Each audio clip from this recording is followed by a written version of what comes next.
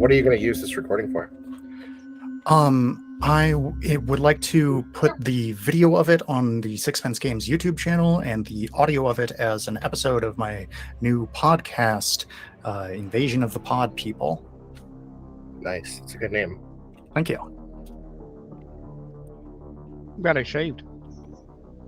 And the first episode... The first episode of that came out yesterday and features an interview with Brian Patrick O'Toole, who's here with us today. Nice. Who you may know. Sorry, what? I said nice continuity. Yeah.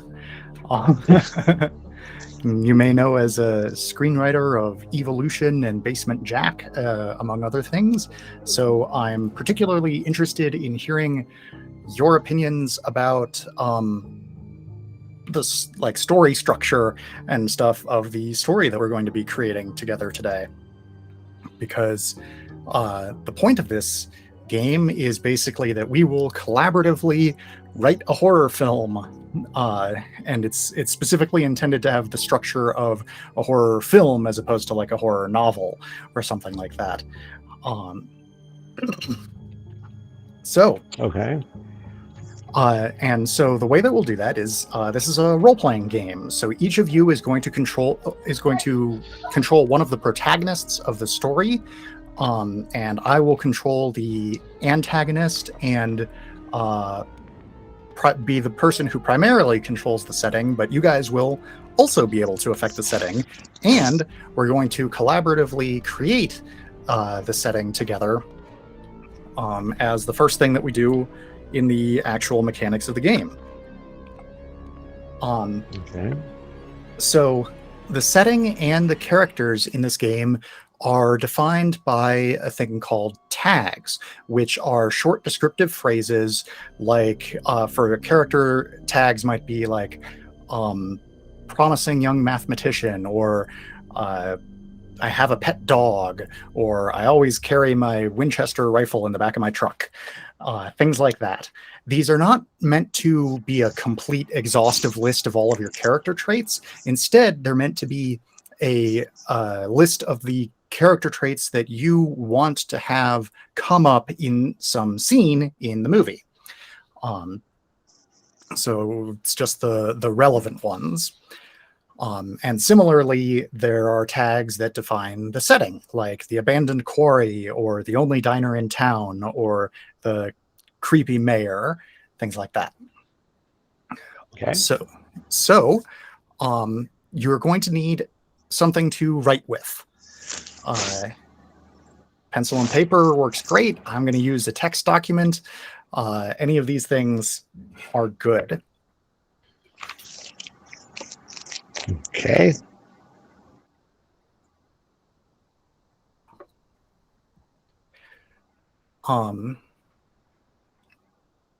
Before we begin creating the setting, I'm going to give a brief overview of the rules, and then we'll dive into it. So if you have a copy of the Quick Start rules, which I think all of you do, right? The PDF? Yeah. Mm-hmm. Great. If you look at starting on page 5, that's where the moves start being defined. And the moves are sort of the core mechanic of the game. The name of each move is a short phrase that when your description of what your character does could plausibly include this phrase, then you activate the move, which will involve making some decisions, rolling some dice, and then making more decisions. Investigate is for when you want to find something out. Face peril is when your character is in a situation where they could plausibly die. Encounter true horror is for when you are in a horrifying situation. And then the last section is revelations, which let you reveal things about your character or the setting. And this lets you either develop the character or develop the setting and, continue your character's arc, things like that. I'll go into more detail about how all those things work when they arise during the game. So if at any point you have any questions, please feel free to interrupt me and ask them. And if you don't have any right now, we can go ahead and begin with creating the setting. So the default assumption for the setting is that it is an isolated small town somewhere. Perhaps it's on the coast, perhaps it's in the middle of farmland and their nearest town is 50 miles away, perhaps it's in the desert. Anything like that. It's just that important that it's the sort of town that's small enough where you pretty much know everyone else there. So, when and where would you like this to be set? I like small southern towns, like near the Mississippi, like Okay. Okay. because they have a lot of history. I don't know. Sure. All right, small town on the Mississippi. What time period are we thinking? Most often is 20th or 21st century, but it doesn't have to be. Well, if it was in the past, it would limit a lot of stuff. That's true. So We can do the I don't know. present. Yeah, it can be the present. Yeah, we can do present. Present's fine. Okay. Small town on the Mississippi, present day. All right, so that doesn't actually have a mechanical effect. That's just there to give us the like a consensus idea as to what the setting is going to be for us all to build off of. So the first question that has a mechanical effect, which will give us a town tag, is what is a local landmark? Gain a town tag like the abandoned quarry, or the statue of the beloved town founder, or the only diner in town. What about a closed down paper mill? That works for me. Cool. Yeah. The second Okay. question is, who is someone that everyone in town knows, or at least knows of? Gain a town tag like the gregarious dean, or the slimy mayor, or the quietly intimidating crime lord. How about the washed up scream queen who used to be in slasher movies and doesn't have work anymore? Sure. Sure. Local celebrity. What is for the third question? What is a group that at least a sizable portion of the town despises? Gain a town tag like the corrupt police, or the Ivory Tower University, or the biker gang with hearts of gold.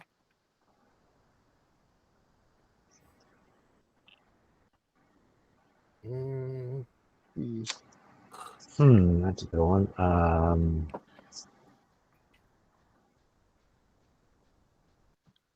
tourists. Yeah, because that could be both positive and negative.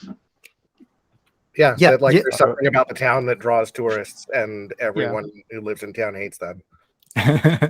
Yeah. Well, that would go to the landmark, wouldn't it? Why would they come to the town? Because the town would have to have some kind of landmark that people would go to, whether it's a cave or it was where, one of the wars during the Civil War was fought. What war battles? Yeah. And we're not Or quite an there old yet. graveyard that Dates back to the Civil War. that dates back to the Civil War. And then there's an anniversary coming up. Ooh. 150-year anniversary coming up. Oh, okay. That works great with the next question, which is, what is something that your town is obsessed with? Gain a town tag like the Crosstown Sports Rivalry, or the annual Harvest Festival, or the stories of cryptids in the woods. And so, for example, the 150th anniversary of a Civil War battle absolutely works for that. And there's a curse attached to it, like sort of a witch's curse where the South will rise again. And so people are gathering, like when they all went to Stonehenge to see, the anniversary. So something's going to happen in this graveyard, maybe famous graveyard or something, or the return of the South or the Confederacy or something to that effect. It makes Now me I'm think thinking of. it's gonna be 1001 Maniacs I was going to say 2000 Maniacs. Yeah. Yeah. or whatever it's Well, called. that's they didn't they eat people in that movie? They did, yeah. Yes. But they were The talking Civil- about the Confederacy coming back. Yeah. Yeah. Civil War ghosts. Yeah. People. It's a great movie. Um, So okay, but Or are- it could be a group of tourists where they're visiting a well, if it was in the South near the Mississippi, there that could be voodoo area. New Orleans. So maybe it's a group of people who are going to this famous cemetery, a voodoo cemetery or something. And then the townspeople warn them not to do that. And they don't listen. right. Well, that's why you don't like them. They're tourists. They never listen. exactly. Right. They never listen, and then they have to deal Like, with whatever they yeah. conjure up. Yeah, like same thing happened 50 years ago when we had the 100th anniversary. Tourists came through, went to the graveyard and did a bunch of stuff. Our grandparents had to solve that. Now 50 years later, tourists have come back. Yeah. The for the fifth question and final town tag, we repeat one of the earlier questions. It's so for instance, we could gain a second landmark or a second group that people in town despise, etc. So for this one, it sounds like this graveyard that you guys have been mentioning sounds like a plausible second landmark. Well, the thing is that they put up the paper mill where the graveyard was. Okay. Okay. So it's a single location. All right. Right, because isn't that what you want? Isn't it? Because we've already established this washed-up actress, local celebrity, the paper Right. mill. So So end that up with could.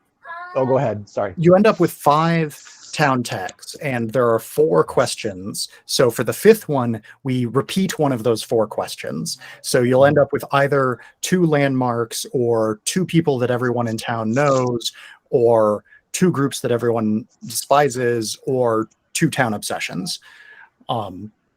So you could have 2 landmarks and have the paper mill be one and the graveyard be another, or we could say that the paper mill was built on top of the graveyard, so it's only a single one, and instead we have 2 of something else. Right. So the town should have a Van Helsing character where, you're all doomed, a crazy Ralph. Okay. And maybe now that we're thinking about it, the local celebrity or the washed up actress, maybe they're tourists, but maybe there's a documentary crew. Like the last tag being a documentary crew there for the anniversary, and the washed up actress, of course, wanted to be, in it to revitalize her career. Okay. All yeah, I right. like that. Cool. So documentary crew here for the anniversary. Awesome. And then the last part of the setting creation is what is a rumor that your character has heard? This doesn't necessarily have to be true or false. I'll decide whether it's true or not. It's just something that you've heard. And this is another group one, or just for each? For each of your Okay. characters. So 3 total.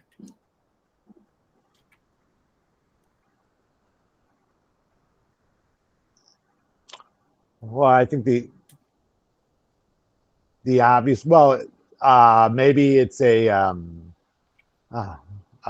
some kind of jewelry or medallion or treasure that's been rumored. An amulet that tells that I don't know. I'm not sorry. I'm thinking out loud. No, that's all right. That's a lot of what this game is. The rumor that I have heard is that someone is going to try and mass poison the tourists at this gathering. Ooh. The one I've Who would heard go? is the paper mill was actually closed down by the government because during the logging, they came across the Fook monster, which is the Bogey Creek monster, like a southern type of Sasquatch. And the government didn't want this creature being known, so they just closed it all down to protect the creature and create and turn it into a military asset. Okay. Is the Fook monster like a It's a real. Well, I mean, it's real, but it's a southern Sasquatch thing from Bogey Creek. Bogey Creek. oh, interesting. I didn't know that the exact name offhand. I just looked up Southern Sasquatch because I wanted a crazy conspiracy theory. All right. But I have seen The Legend of Bogey Creek, and you can skip it. Oh, I was just Really? thinking, It has a really good scene where the guy gets killed in the toilet, or the Yeah, That's I mean, a it's good. it's parts of it are good, then parts of it are just terrible. Well, it's a creature of its time. I mean, Yeah. it's that Wasn't it false documentary. It's like remember the Sun Lakes- classics, like Chariots of the Gods and stuff. Yeah, The old, yeah. I mean, Yeah, I kind of I like it's its like style. 70s, early 80s, cheesy. 1972, according to Yeah, Creek of Yeah. the All right. Legend of Boggy Creek was like very early 70s. Cool. Well, I'm interested in watching this at some point. I Okay. did miss one of the tags. So I have the closed arm paper mill, the local celeb like Scream Queen, Mhm. the 150th anniversary of the Civil War graveyard thing, Yep. and the documentary crew, And the last one is the tourists. the tourists. That's the one I missed. So all of these town tags are wild tags, which means that you can invoke them to help you out if you think that they'll come in handy, and I can invoke them to make things harder for you if I think that they'll get in the way of whatever it is that you're trying to do. Okay. So we've got 2 out of the 3 rumors. Someone is going to try to poison the tourists. The paper mill was closed down because the Fook monster is haunting it. And Brian? Oh, there's a mysterious. There's supposedly. I kind of want to use the paper mill thing. I'm trying to think. Well, that something mysterious was underneath the paper mill, and that's why it closed. They don't know it's the cemetery maybe yet. Oh. So it's hidden. If people don't know that the cemetery is there, then what's drawing all the tourists? It could be a so the graveyard has like since it's southern, it would have all the Confederate soldiers buried there, all nice and neat, and the past town residents. The graveyard underneath the paper mill could just be like a mass graveyard that they threw any Union soldiers into, because right. It doesn't have to be an several established people. graveyard. Yeah, Okay. just a graveyard. It's just there's bodies underneath the paper mill, and the spirits are making the paper mill. It could be like at the Mangler. Yeah. So, okay, I'm going to be super pedantic here because I like doing that. Is this a graveyard or a cemetery? A cemetery is like any sort of burial ground. A graveyard is specifically attached to a church. Yes, Yeah. exactly. Yeah. So it would be cemetery. Okay. So It's there a is mass grave. Yeah. Okay. So You did that there's- last too. that's one of my favorite little like pedantic word things. Mhm. All right, so there's a mass grave under the paper mill is the final rumor. All right, so we've created the town, and now it's time to create your characters, the protagonists of this story. So the way that this is going to work is we're going to go through a bunch of questions, and I'm going to ask you each the questions, and then you're going to write down your answer to it, basically, as a tag. You're going to end up with 5 positive tags, which are things that can only help you, 1 wild tag, which can go either way, and your choice of 1, 2, or 3 negative tags, which are things that can get in your way and represent like weaknesses or character flaws or just ways that the world is set up that make things harder for your character. And the reason why you might want to have more negative tags is, well, there's a few reasons. First of all, just because the more flawed a character is, the more human and interesting they are.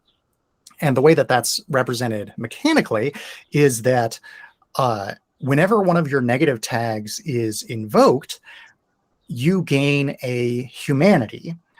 And once you have 3 or more humanity, then you can make the reveal something about yourself revelation move, which lets you develop your character either by revealing something about them from their past that hasn't been part of the story yet in like a flashback or something like that, or by showing your character develop and change in some way. And that lets you gain another positive tag. So let's start. The first question is, what have you trained for the most in your life? Gain a positive tag like 7th generation farmer or promising young mathematician or Golden Gloves boxer.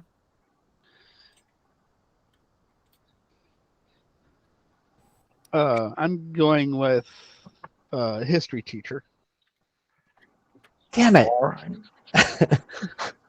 Did you also want to be a history teacher? No, but I had professor of archaeology, a retired professor of archaeology. So, okay, never mind. Keep going. I come to me last. My character has been training as a travel agent, and is the head of the, the only member of the tourism board for the town. So travel Okay. agent.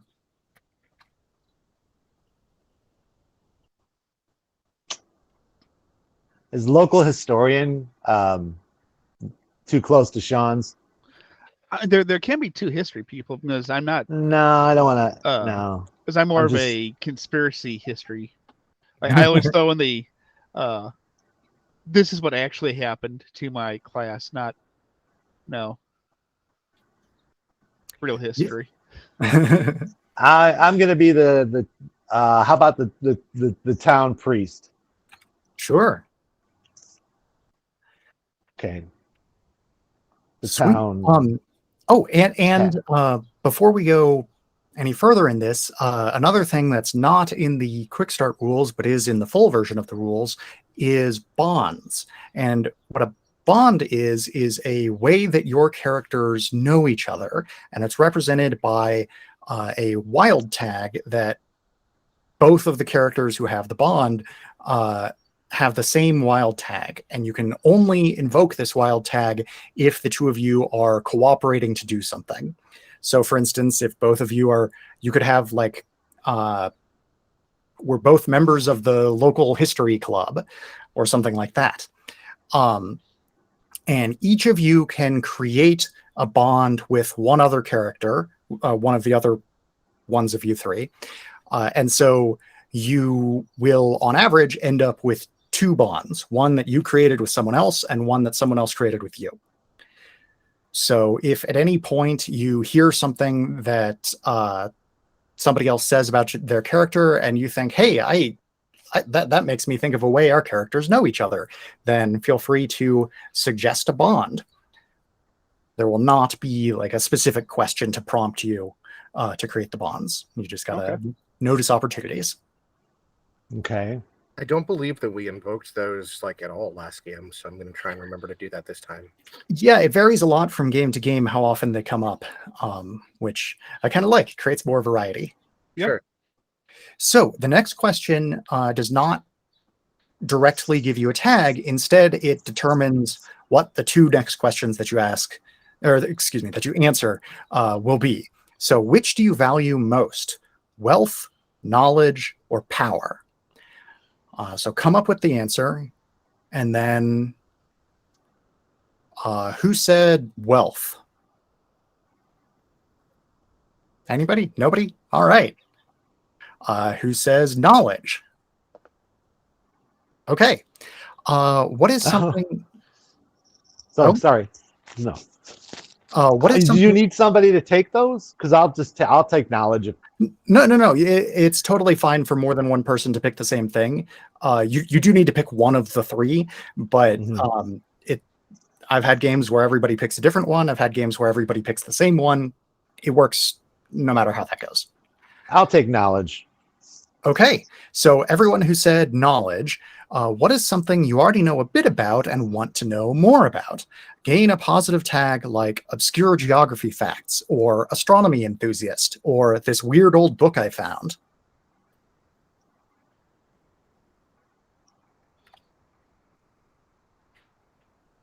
So I believe that was Brian and Sean. Yeah, I'm gonna go with this weird old book I found, just to fuel my conspiracy theories.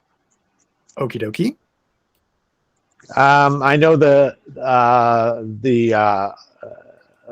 real history of the paper mill. Okay. Let's say the secrets of the paper mill.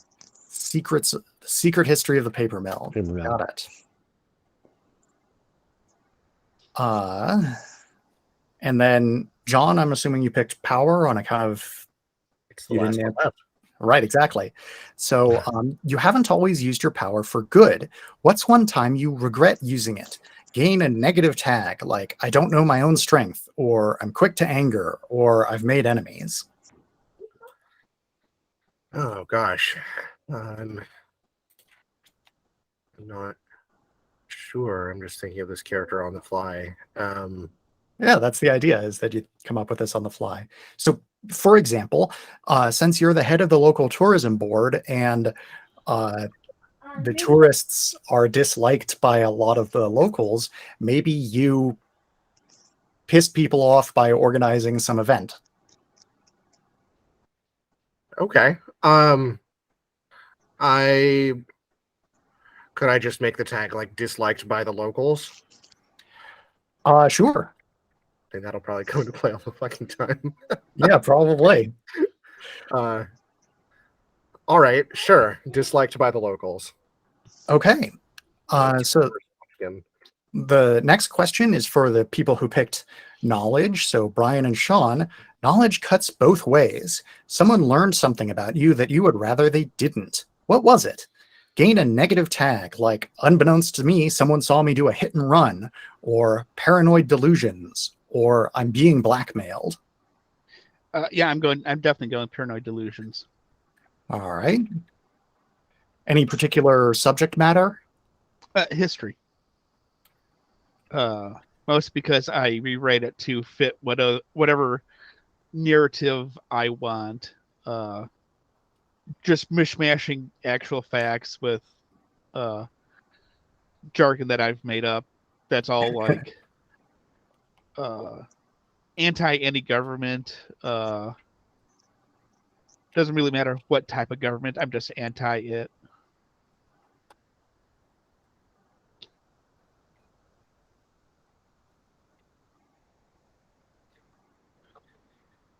Okay. And Brian. It would be something like suffering from claustrophobia, or I'm trying to link everything to the paper mill. Okay. So I'm like, so knowing that something happened at that paper mill, or I was there, because I imagine, this is just how my mind works, that if there's paper mill that was built there, the town probably sprung up from that. You know, it was like there was nothing there, and then they built the town around the paper mill because that's where everybody worked. Yeah. But the All right. building that the paper mill, this is all the top of my head. The building has a history before it was a paper mill. That's what I'm trying to say. So I was there when that happened. Like maybe knowing about the cemetery.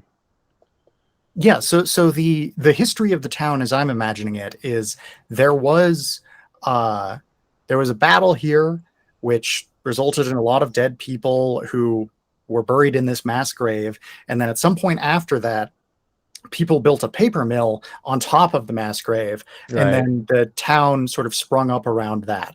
So maybe there was there has to be a reason why there was a battle here as opposed to somewhere else. Which I mean could be as simple as just there's a fording of a place where you can ford the river near that, and so it caused the two different militaries to come into contact there. And then the paper mill was built on top of it, and so something happened, but like presumably the paper mill was built like 100 years ago or something like that, right? Right, because it was long enough ago that the town sprung up around it, and then the paper mill went out of business. Right, and all of this has nothing to do with what you're asking me. It's like I don't know what to. Like I was thinking like negative things were like fear of spiders, claustrophobia, sensitive to light, stuff like that. But you're saying it has to be what? Well, so this specific question, and you can totally bring up claustrophobia as an answer to one of the later questions. Oh, okay. But the idea with this specific one is that we're going to like sort of create another NPC that I can use. And so I'm imagining that, for instance, Sean's character might come into conflict with another local historian because Sean has these paranoid delusions about how history works that don't line up with, the accepted timeline. And so I'm so you're the town priest. You could say, for instance, that I don't know, you wanted to consecrate the ground that the paper mill was on, and the owner of the paper mill thought that was a dick move and didn't want you to do it, and so you have conflict there, for instance. I just keep thinking of The Fog, which is not a good thing. I'm like, well, I don't want to do that. The movie The Fog? The movie The Fog, remember the pirates were coming for the gold? Yeah. Yeah. I don't want to do that. So, I don't know. I'm drawing a blank. Pick something. Give me an idea. Okay. Well, so first of all, we don't necessarily have to answer this right this moment. We can come back to it later if something more occurs to you. Right. Next. All right. So this next question is for everyone, and this will determine whether you gain another negative tag or not.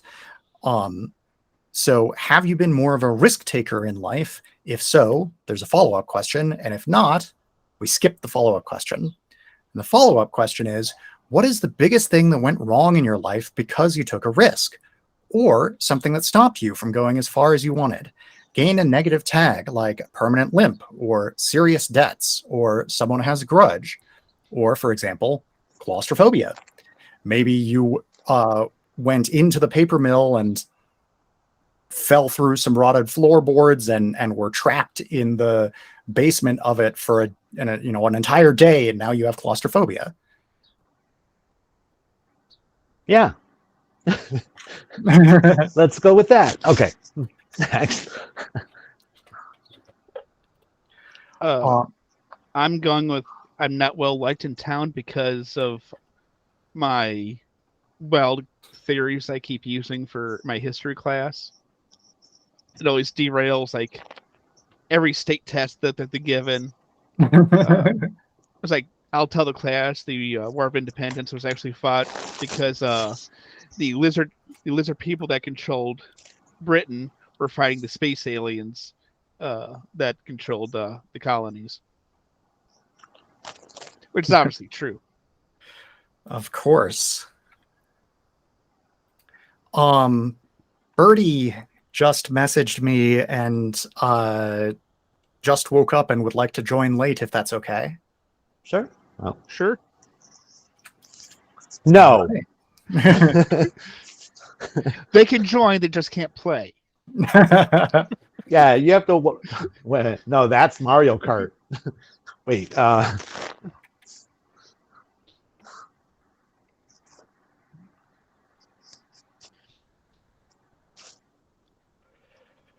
All right. And John, did you want to gain another negative tag? You're muted.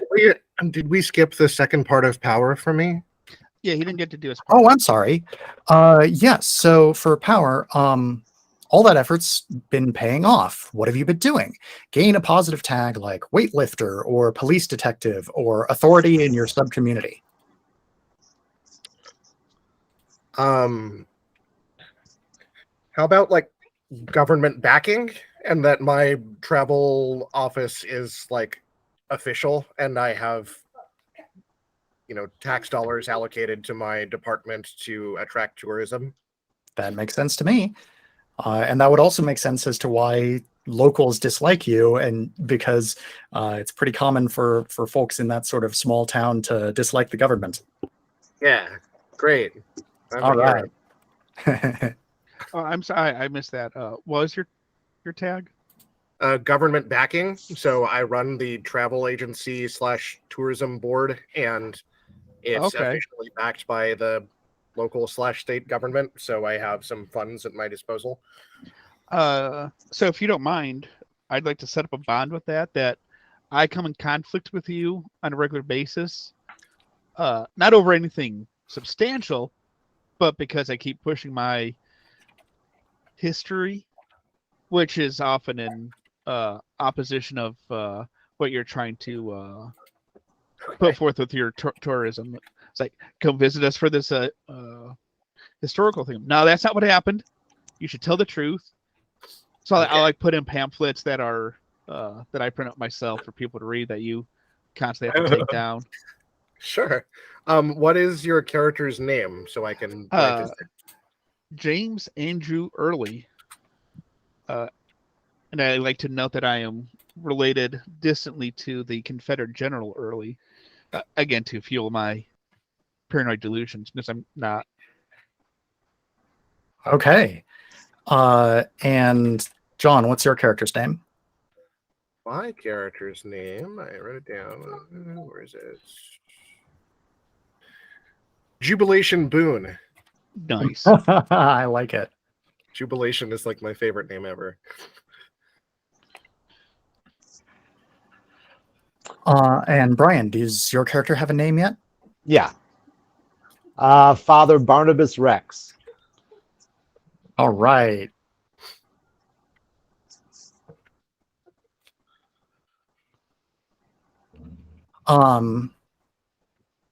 Okay.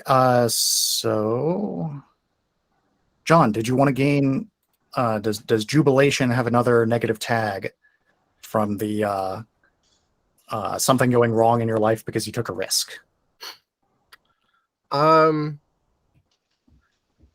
Sure. We'll say a fear of flying. In that, despite the fact that I am a travel agent, I have only been on an airplane once, and it was a near crash, and I am terrified of getting on an airplane / helicopter or anything else and traveling myself. Okay. All right. Next question is for everyone. What is something you're good at that people might not guess? Gain a positive tag like chess master or barroom brawler or former sailor.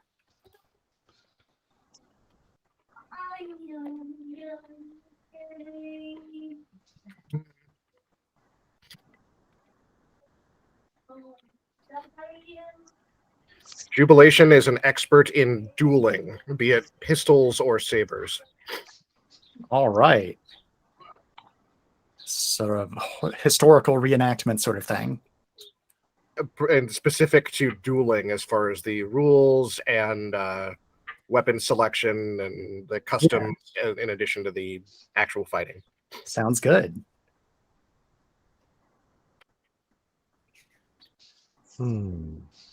Now, do you say... Sorry, go ahead. No, go. I was just going to ask a sort of trivia question. Do you say Father Barnabas or Father Rex? Would be the first name, be more friendly. So Father Barnabas. Okay, Father Barnabas. All right. Barney. Cool.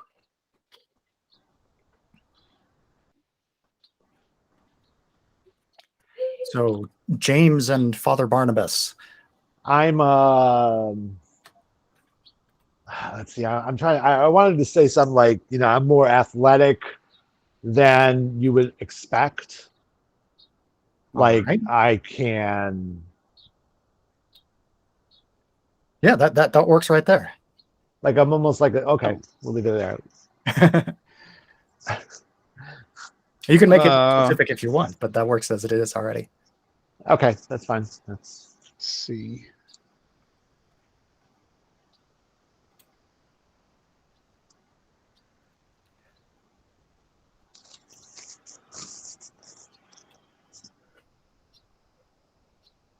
Trying to give me a second. I forgot to think about this one.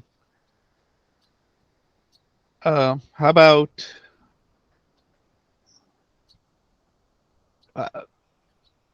I'm a local hiker, so I know the surrounding area well. Sure, hiker. Okay, so now your final opportunity to gain another negative tag, although remember, Brian, that Father Barnabas has another negative tag from the somebody learning something about you that you'd rather they didn't know, that you still need to go back and answer. That's what I was going with the athletic. Like I know I'm more streetwise than would be expected. Like I could pick a lock. Okay. Like, why would a priest need to know that? But all right, so maybe like a criminal background or something like that, and someone knows about it? No, because he's a priest, or is he? But for right now, he's a priest, so he wouldn't expose that. Right. Hidden past, maybe? Yeah. Can I say something like that? I didn't know. Yeah. Like he's not who he seems. So absolutely. We can and then but I didn't want to give too much away. Yeah. Well, so the way that'll work is there will be times where I think, okay, for this situation, maybe your hidden past will come into play, and I'll invoke it. And then depending on how you roll, maybe it doesn't actually end up affecting things, or maybe it comes to the forefront, and then we need to explore it a little more in that scene. Okay. So, I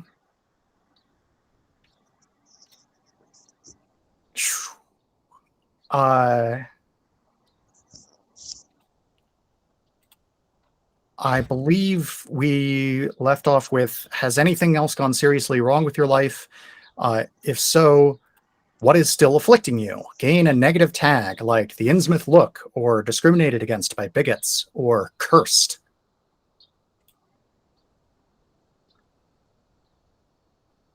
I was going to go discredited. I used to be an actual I used to teach history at an actual college, but now I've reduced myself to like more like a local high school teacher. Well, for the college, I used to teach at like one of the Ivy League schools. Ooh. But now due to my views on history, I'm now reduced to teaching high school at a small town in the South. Okay.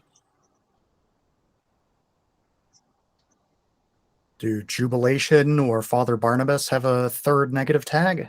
Yeah, I'm haunted by a pretty significant past event, Okie dokie. and I'm trying to resolve it. Okay. I guess, which anybody would, I guess. Okay.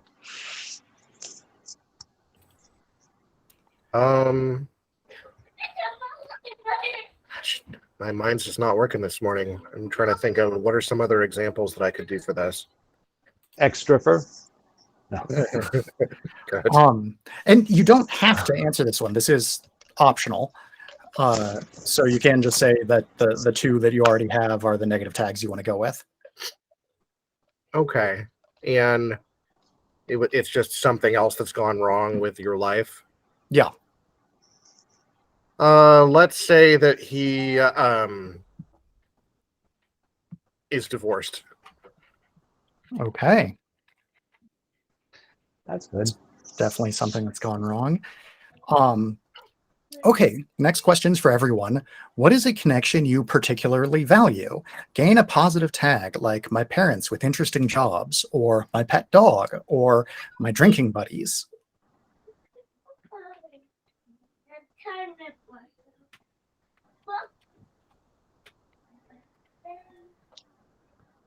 And it has to be a person, like an NPC, not a place, or can it be a place? That's an interesting question. Sure, it's usually intended as an NPC, but we can make it be a place. Why not? Okay. I'm envisioning like a very well-stocked travel agency office that has, high-speed Wi-Fi and is, one of the only signs of modernity in town, if that makes sense. Yeah, that works. Mm-hmm.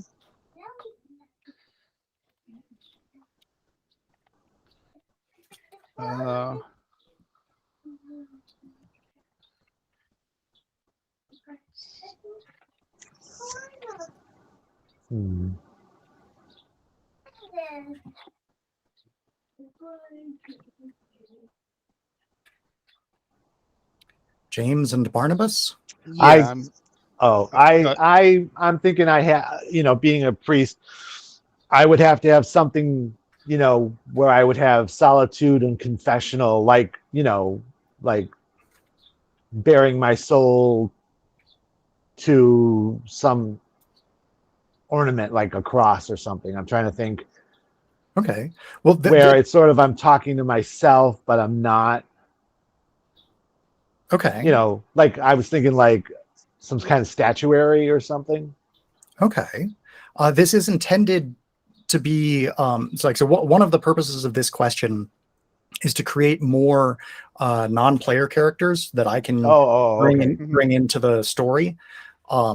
So like it could I got it. I'm very, very, very friendly to the town. I'm sorry, I went blank. To the tourist leader, the person, the information, the librarian. Okay, let's the town librarian. Okay. Yeah. Friendly with the town librarian. Yeah. Cool. I'm going with I'm actually liked by my students because my classes are entertaining because they could just go off on so many tangents all the time that they actually find it entertaining. That sounds good. And then the final positive tag, the question is, what is your favorite thing about yourself? Gain a positive tag like good dancer, or I always have something useful in my bag, or my analytical mind. I was going to go with I have a massive personal library for research that covers a really wide range of topics to support my random theories I come up with. Sure.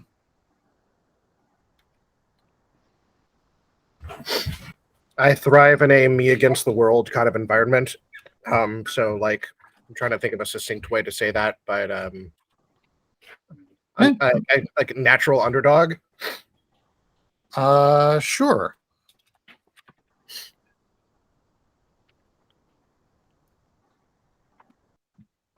I don't think I believe what I'm preaching.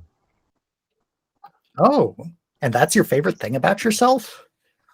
Oh no, my favorite. Oh, I'm sorry. Oh, I should pay attention. shouldn't I do kind of like that. It is my favorite thing about Yeah. myself. I don't believe any of this. You're scamming local yeah. suckers out of their tithes. I'm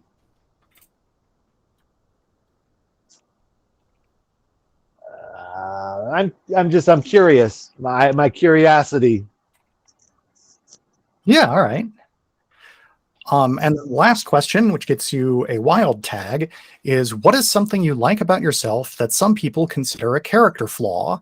Gain a wild tag like, I know I'm gorgeous, or I'm the life of the party, or I'm convinced I'm the smartest person in the room. Yeah. Usually I try to go off not use the examples, but yeah, I'm definitely going with I'm convinced I'm the smartest person in the room. I would like to be gregarious. Sure. Me again. I am.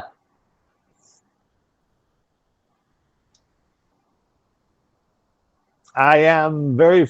I don't say friendly. I am very compassionate. That's my favorite thing. That I. Okay. And Sean created a bond between James and Jubilation. So John and Brian, you two still need to create a bond. Yeah, I was thinking of one actually that how would Father Barnabas feel about renting out his church space for tourism events? Yeah, so I could keep an eye on him. Sure. And it'd be an extra way to show the locals, get a little bit of extra cash out of them. Yeah. It's a large open space that's perfect for welcome meetings and tourism gatherings, all kinds of stuff. Which I'll often crash without paying the fee just to spout off my local history knowledge. Yeah. That's right. That's the word. And Brian, you should create a bond with either James or Jubilation. I think with James, because we have spirited arguments. Okay. And it's like keep your enemies close kind of attitude. Like I don't want him figuring out that you're kind of a fraud, that you're there to like hide your past. Yeah, kind of. Okay. So I got to keep him on the run. All right, and that's all of the character and setting creation done.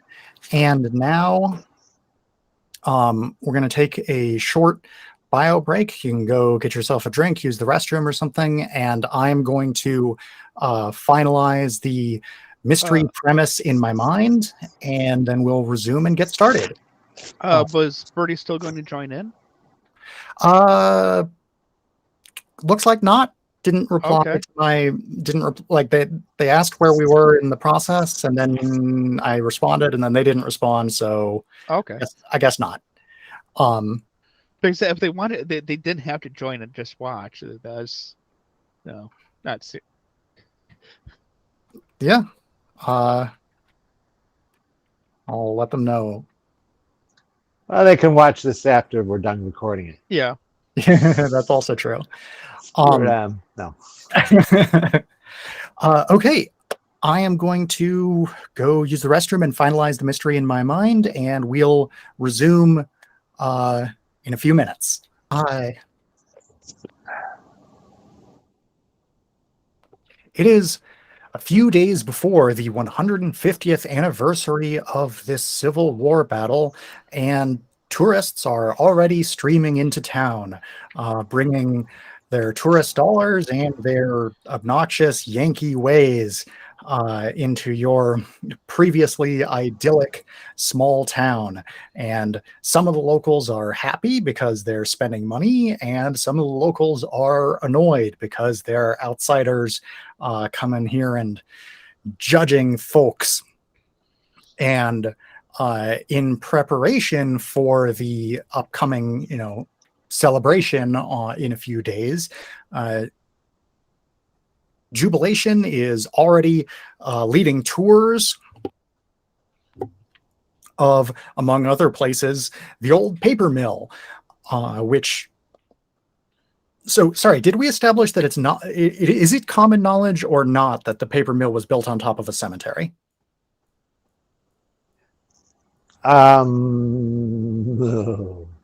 We didn't establish it.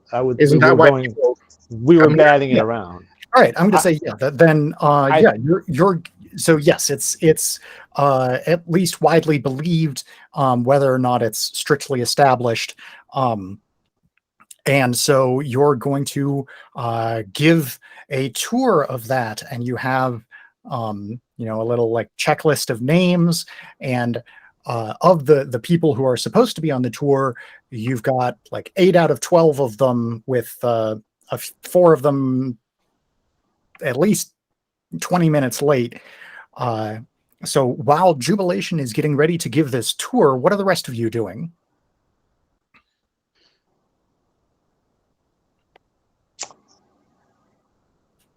I'll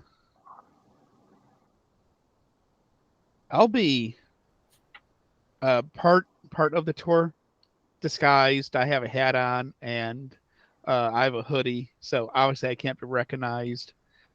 Just so while he's giving the tour, I can chime in with the actual facts. I've also given a fake name so that he can't spot me. All right. And Father Barnabas, what are you doing? I'm giving a sermon to the people trying to stay out of the chaos. Just they don't want to be a part of any of this. So I'm just sort of. All right. So are you giving a sermon to the locals or to the tourists? Locals. Okay. What's the subject of your sermon? God knows all our secrets. Oh, interesting. Okay, so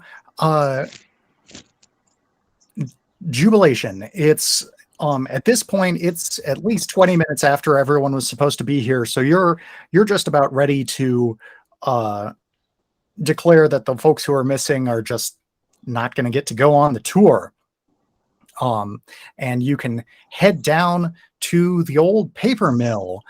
Would you like to give a soliloquy about the history of the paper mill? Absolutely. And it is a crying shame that the folks that are still asleep in their beds will be missing this part of the tour. It is one of the many, many highlights that this town... Did we name the town? We did not name the town. What's it Ravenswood. What's it called? Ravenswood? Ravenswood. Sure. I don't know. Yeah, that works. It implies there's a forest nearby. One of the many highlights that the town of Ravenswood has to offer. And I will talk about the unique construction of the pieces of paper themselves, and let everyone know that they will be coming away from this tour with a genuine sample of the paper that was produced at this mill, free of charge. And I will continue to talk about how the paper mill itself was a big controversy for it to be erected on the cemetery. And the reason that it covered the cemetery is that the locals just didn't like to look at that morose reminder of their ancestors' failings. and they wanted to keep honoring their ancestors, but not be reminded of it every single day. But so we turned it into a paragon of industry that lasted for quite a while, and I'll just keep blathering on about nonsense. That sounds great. James, do you want to interrupt any of that and try to set the record straight? Not yet, because I do see the pass as a failure. Not because my ancestors fought on the side of the South, just because we actually fought. And he didn't mention why the. At least I don't think he mentioned why the mill was closed down. Otherwise, I would correct you that it's closed down because of the connection to the Fuchs monster being sought by the government to be weaponized in the next war against the crypto lizards that live under the live underground. I will eventually get to the part where the reason why the paper mill was closed is that people just don't use paper anymore, and I will pull out and my that's because of the state-of-the-art aliens are forcing us to use technology that will no longer be saved in a format that could be seen in the future.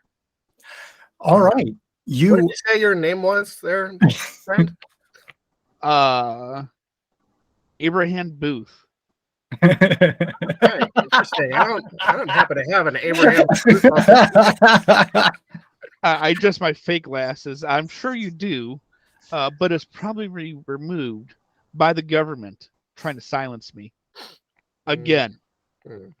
So, as the two of you are arguing about the veracity of the Fuchs monster and the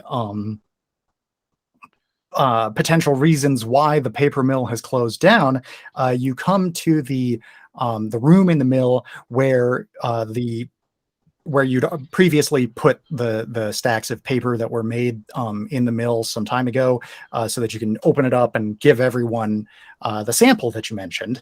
And however, when you open it up, you are greeted by a grisly sight as you see the shredded remains of the tourists who were supposed to be on the tour with you but were missing, who have been rended limb from limb, and all of your paper samples are splattered with blood. Those of you who are there need to encounter true horror.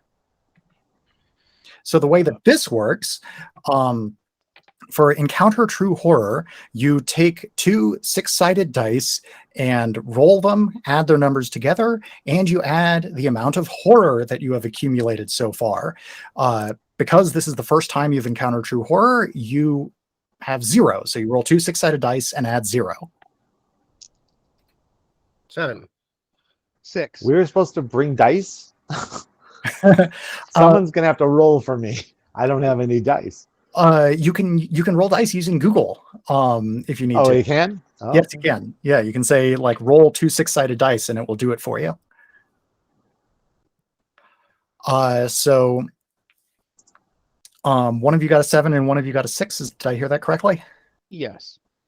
Cool. So both of you, because you encounter True Horror, you gain a horror.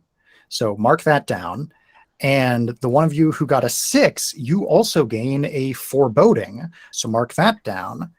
And John, you're the one who got a 7, right? Mm-hmm. Okay. So if you look at the 7 through 9 results range on Encounter True Horror, you'll see that there are 3 options there. And you should pick one of them. And you'll notice that 2 of them have a circle next to them and one of them has a dot. The one that has a dot, you can pick anytime that you roll this results range. It's unlimited.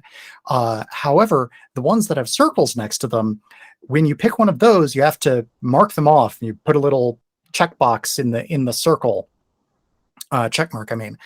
And then you can't pick that option again until you recover it. And in fact, the way that you recover it is by picking the dot option. So the dot is in general worse than the circles. All right. Well, since I was in the process of reaching into one of the bags of paper, I'm front and center and notice a something useful in the fear, some kind of clue as to what caused this or the context. Yeah, you there are some clumps of fur caught on like an exposed nail in the woodwork. What color fur? Like what? Brown. Brown fur. Okay. Yeah. Does it look anything like what my conspiracy theorist friend has described his Fuchs monster having? Instead of curiosity. It does. Huh. Well, I will immediately take a step back and try and shield the tourists and say, "Oh, nothing to see here, friends. Looks like paper mill's closed right now. Yep, they're. I mean, does it look like anyone else saw this from the tourist reactions? Yeah, you managed to shield a few of them, and like there's a mother who immediately clamps her hand over her daughter's eyes, and the daughter doesn't spot it, but there's a few people who do get a good look at what's in there, and somebody screams. And it doesn't help. My character immediately points his finger and goes, "Government agents!" Are you pointing at someone in particular, or at the two bodies? Okay. Yeah. So, yeah, people are kind of like, some people are trying to maintain their composure, but most people are freaking out. Just a trick from the local conspiracy theorist wacko James. You're not welcome on this tour. I keep telling you that. If he was here, I would support him in saying that.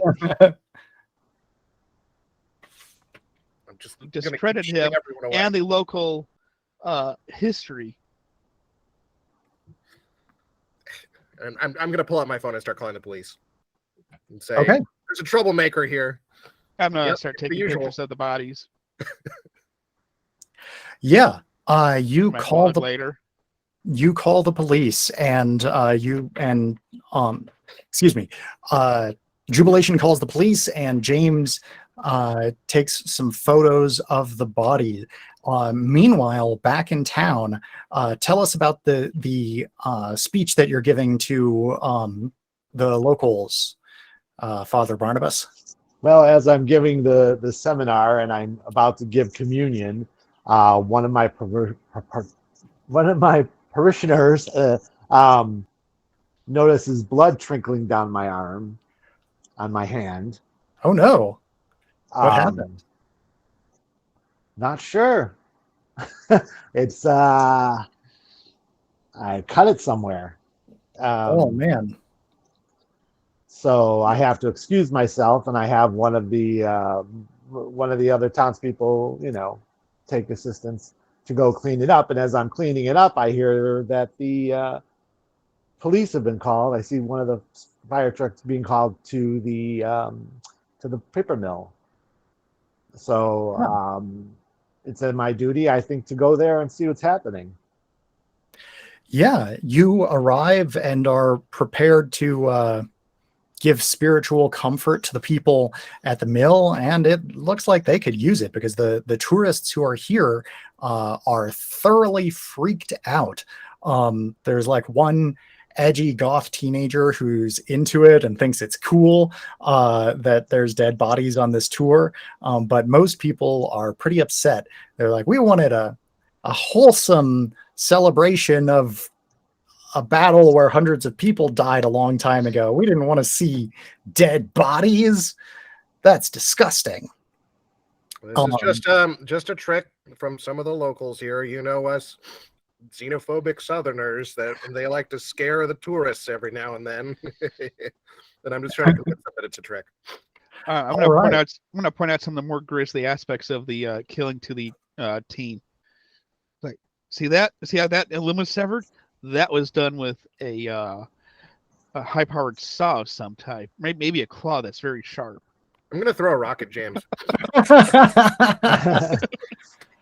Are you two going to get in like an actual physical fight No, over like this? not a large No. rock, like a pebble, Yeah. just to like get him to leave. Or shut up. Or actually shut up. But I catch the rock because of my athleticism, and that's when they notice my blood on my hands. Oh, yeah. You have a you're bleeding as though your arm was scratched in some badly scratched in some way. Right. The police arrive and are investigating and trying to figure out what's going on. Obviously, the people are thoroughly dead, so the firefighters who arrive and were prepared to, provide emergency medical assistance don't actually have anything to do because you can't save somebody who's been torn limb from limb, and who knows how long ago. Now, is there anything that you guys would like to try to learn in this situation? Yeah, I was actually gonna. While the police are still getting there, and I was taking pictures and pointing these things out to the team, I was actually going to try and ascertain what exactly did dismember the person. Was it like a weapon of some type, machinery, or was it an animal? Sure. Of some size. Sure. So, is anyone else going to try to assist James Early as he tries to figure out what's going on here or what caused this? Yeah, I would definitely Okay. want to do it because, Okay. yeah, I'm sorry, go ahead. Yeah. So the way that this works is, James, since you're the one who said you want to do this investigation, you are the lead investigator, which means you're the one who's going to be rolling the dice and making the decision as to what option you pick after you roll. And Father Barnabas, because you are assisting, you need to pick either one of your positive tags or your wild tag or one of the town tags that you think is relevant to this situation. And Sean, James can pick tags as well. Between the two of you, you can pick at most 3 tags. Okay. I was going to invoke my wild tag of I am the smartest person in the room. So obviously I will know what did this.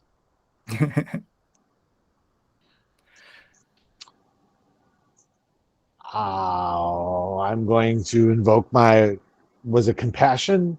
Yeah, compassionate, your wild tag. And we need to get those bodies out of there as fast as possible. So I think we should bring them back to the church. Yeah. But yeah. And I am going to invoke your paranoid delusions about history negative tag. Because that's going to make you more likely to come up with a bad idea. Mm-hmm. And I'm also going to invoke the tourists town tag as a negative, because there's a bunch of very upset tourists around you who are making it more difficult to get a good view of what's going on and to concentrate, because when people are screaming and crying right next to you, that makes it harder to concentrate. So because I invoked 2 negative tags, the both of you gain 2 humanity. So go ahead and mark that down. Okay. And you guys invoked 2 positive tags, or rather wild tags as positive tags, mm-hmm. but same thing. So you get +2 from those, -2 from what I invoked, so a total of +0. And so Sean, you should roll 2 6-sided dice for James Early's investigation, add them together, and let's see what you get. That is an 8. Okay. So because you got at least a 7, you do in fact find a clue. So what is the question that you're trying to find the answer to?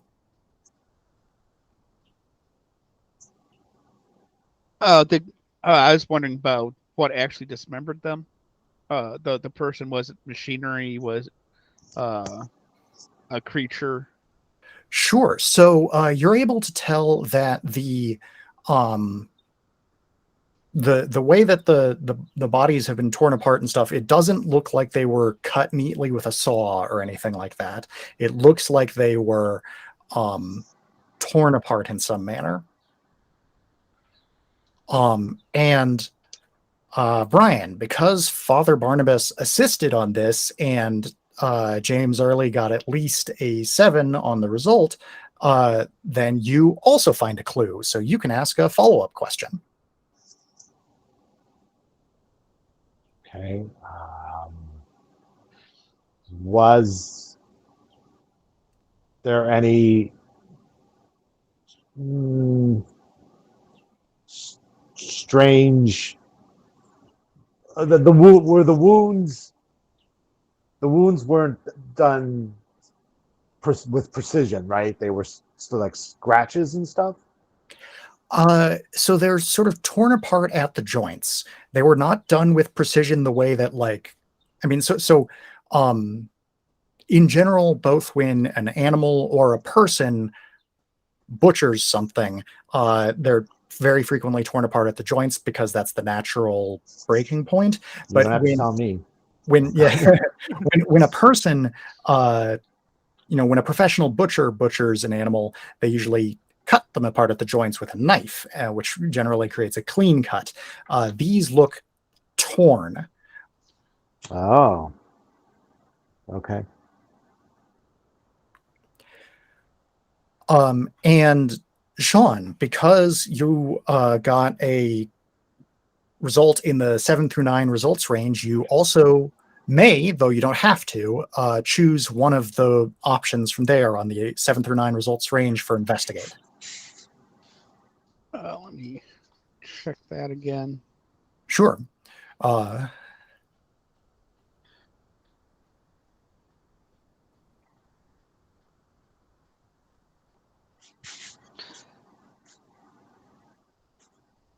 I will find an additional clue.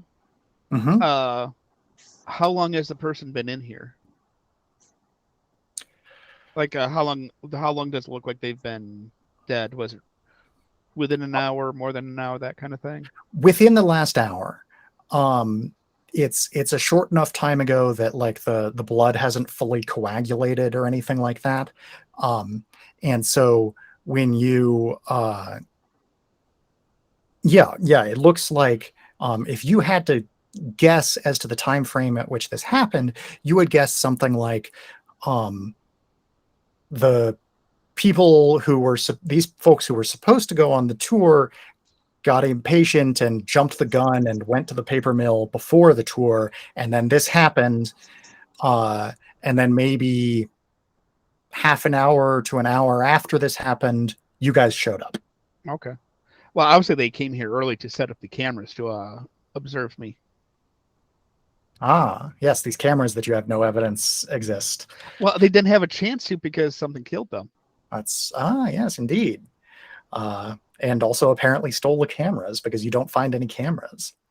Very small, very small. Speaking of cameras, is the documentary crew like around now, or are they at a different part of the town? They've been in contact with you because you're the head of the local tourism board. They are expected to arrive tonight, so a few hours from now. Okay. So they haven't taken any photos or anything like that. I'm just doing my best to do damage control and convince everyone that some of the local hooligans decide to play a trick, and they'll be dealt with. There's this fellow named James who is kind of the ringleader of these local wackos, and every small town has one. That's part of the charm, I guess, right? And just kind of try and shoo them away while also trying my best to calm them down. Yeah. So as you're doing that, like the sheriff's deputy, the sheriff himself is being very professional about this, and he's taken photos of the crime scene and then putting people in body bags that the firefighters have with them, because you don't really have like a dedicated EMT. There isn't a hospital anywhere nearby, but you have firefighters and you have the sheriff. But the deputy is thoroughly outraged and is saying, like, I knew it was a bad idea to have out-of-towners coming in here. Y'all brought this on yourselves. And he points an accusing finger at the tourists, some of whom get really upset by that, or actually quite a few of whom get really upset. And some of the upset people are like of the, sobbing and saying, I knew we shouldn't have come. And some of the people who are upset are, furious at being accused in this way. I will openly side with the tourists and just I will openly side with the deputy. Great. See, just another example of your friendly neighborhood xenophobia there, friends. Old Jethro there, he's never been outside of the town, and so anyone who isn't his neighbor is his enemy. So don't pay any mind to him. He may be wearing deputy's clothes, but why would you need to go out of town? This town has everything you need. Not everyone has to go traveling about, bringing their troubles to other people. I adjust my fake glasses.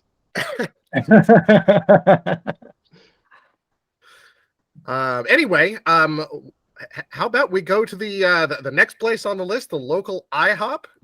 Pancakes on me. Yeah, all right. You bring folks to the oh man, I would have said Waffle House. Yeah, I was going to say the it's probably Waffle House in the South. No, it is the International House of Pancakes. Yeah, all right.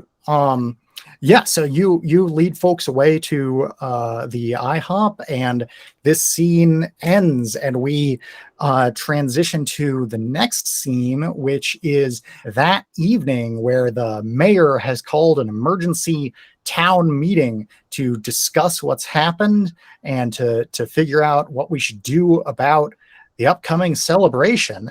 And this is happening shortly after the documentary crew arrives in town, who are thoroughly disappointed that they missed all of the excitement earlier in the day, which, of course, having that sort of attitude has pissed off some of the locals even more. So what do you each want to say at this town hall meeting? I'm in total favor of postponing all this to get the tourists out of there, because there are sleeper agents from the crypto lizards that control the inner earth that are trying to take over the above ground, and if we stop them from coming up through these sleeper agents, we can postpone their attack on the surface. Sadly, friends, there is a drug problem in this town, as is evidenced by Mr. James over there. And I don't believe that we should listen to a word that he says. This is our time. This is the 150th anniversary of the Battle of Ravenswood. And we can't just postpone history. We need to celebrate it. We are gathered here for a purpose, and the purpose is to revel in the majesty of our town. And we have the cameras, we have the tourists who have come from all corners of the globe and we also have the dead bodies of those tourists. Allegedly. Right. Some people in the town want more dead bodies, others do not. All right. How about you, Father Barnabas? You're a respected member of the community. Yeah, and I'm very upset that they want to continue with this. Obviously, it's a slight against and disrespectful towards the dead. This is just going to show that, you're spitting in the eye of God by doing this. There's been enough death, Yeah. Yeah. And we should just close it down before something else happens. Yeah, Deputy Father Barnabas is a wise man. Yeah, Deputy Jethro is thoroughly in agreement with you about that. and stands up and briefly applauds after you say that and says, "The father's right. Let's get these damn Yankees out of town." Is there anything that you guys would like to try to learn during this town hall meeting? Basically, everyone from in town and out of town is here. So if you have any questions that you'd like to try to find out the answer to, as regards any of the players in this saga, now would be a good opportunity. I would like to try and learn to see if anyone has any ulterior motives. I'm still convinced that this is some kind of xenophobic action to try and remove the tourists anyway. And I just want to learn if there's any motives from any of the townsfolk to assist in this. Sure. Would anyone like to assist in Jubilation's? I'll assist because I was going to do something similar. I was going to observe the audience, locals and non-locals alike, to see if anyone was there for nefarious reasons, to ruin our town, people coming in to ruin our town's image. All right. Father Barnabas, what do you have, would you like to assist on this, or do you have a different question you'd like to try to ask, or? No, I'll assist. All right. So each of you should please pick one or more, exactly one, because there's a maximum of 3 positive or wild or town tags that you think are relevant to this. I'd like to pick the river. Oh, sorry. No, go ahead. Go ahead. I said I'd like to pick the Mississippi River or something. Is that not? That's not actually one of the town tags. That's town. I thought it was. Okay, sorry. No worries.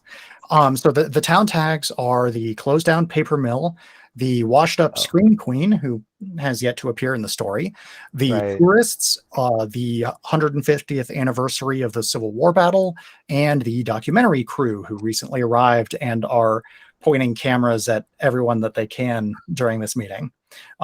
Which some of the locals, especially one lady who's probably in her 50s and is sort of done up like Dolly Parton, is very happy to have a camera pointed at her. A lot of the other locals are pretty upset and shoving their hand in the camera.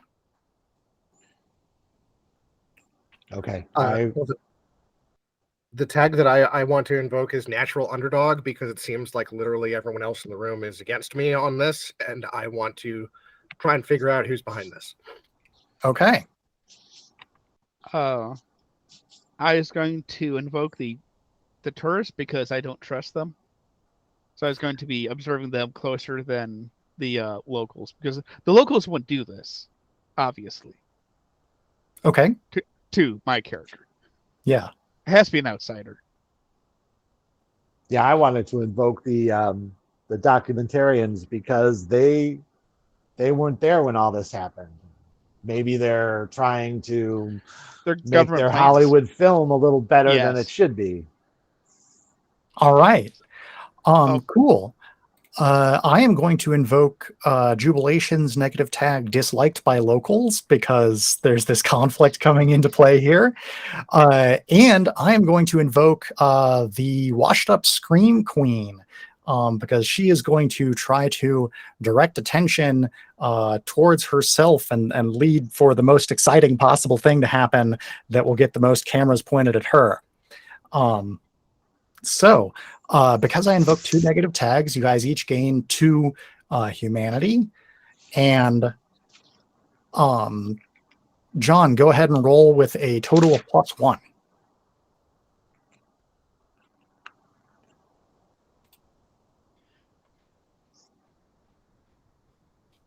Shit, I muted. I said there's my patented low dice rolling. A total of 4. Total of 4. Okay, great. So because you rolled a 6 or below, each of you gains a foreboding. And so while trying to observe people's reactions and observe the sort of different possible motives that could come into play, things are thoroughly disrupted by the Scream Queen, who lets out a piercing shriek that catches everyone's attention and makes everyone go silent and turn to face her, including all of the documentarians, which is exactly what she wanted. And she like winks at one of the cameras, and then she stands up and takes the microphone from whoever had it last, and says that obviously this is some sort of horrible tragedy being brought upon us by the horrible Fook monster that we all know haunts the old mill. And as folks from around here know, and as folks from out of town are sure to learn soon, this Fook monster is a terrible menace that for some reason, some folks deny the existence of. So I say that we all band together and go try to catch proof of it on camera, and then maybe then the shiftless sheriff will finally do something about it. And she points like an accusing finger at the sheriff and deputy who are standing off to the side, who the sheriff looks, affronted at this, and Deputy Jethro just, buries his face in his hands. But she's successfully whipped up the crowd and gotten, especially because a sizable portion of the crowd at this point is tourists, gotten a number of them excited to go stake out the old paper mill. And so folks are going to head out that way. I'll also advise people to arm themselves because the Fuchs monster is extremely dangerous. Yeah, so most of the locals own guns just because, rural town. But most of the tourists did not bring guns with them. Maybe one or two did, but the majority did not bring guns with them. So this you explicitly saying that, and several of the locals making a show of being like, yeah, I have a gun, has put some of the tourists on edge. That's my hope. I will do everything I can to calm the tourists down and position myself as a form of authority and say, don't worry. This is just what we call dark tourism. And I'll pull up a Google page to show that it's not something I just made up. And tourism that has to do with the horrific and the scary and all profiting off the dead you mentioned. And just kind of like, give them a thumbs up. Like, this is cool, right? And as you said earlier, there's folks from all around the globe here. An Italian goes, yes, the Mondo Turismo, making a reference to the Mondo films of the 70s, like Mondo Cane and Faces of Death. Yeah, right. What he said, that's Mondo cool. And I'll give 2 thumbs up to him, like completely not understanding what he's saying.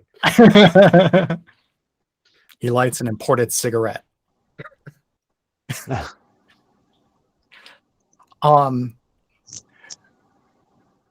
Great. So is everyone like accompanying this pseudo mob that the Scream Queen has organized and is taking to the mill, or would any of you like to do something else? Oh, I'm definitely going. I mean, this is both a chance to protect the town and uncover sleeper agents that the government sent into the town. I'm very much against this. It's still exploiting the dead. Plus, I have a church full of body bags, and I don't want some animal or something to get in there and get them. Yeah. So I'm going to stay behind at the church. Okay. Yeah. Are you perhaps saying anything out loud about how this is exploiting the dead? Of course. Yeah. So I warn them not to go. They're just going to end up shooting themselves. Yeah, Deputy Jethro comes over to you, and he is in complete agreement. This whole celebration is tacky as hell and is exploiting our honored dead. These, great Confederate ancestors of ours who sacrificed so much in the lost cause, and he is in complete agreement that none of this should be happening, and all of these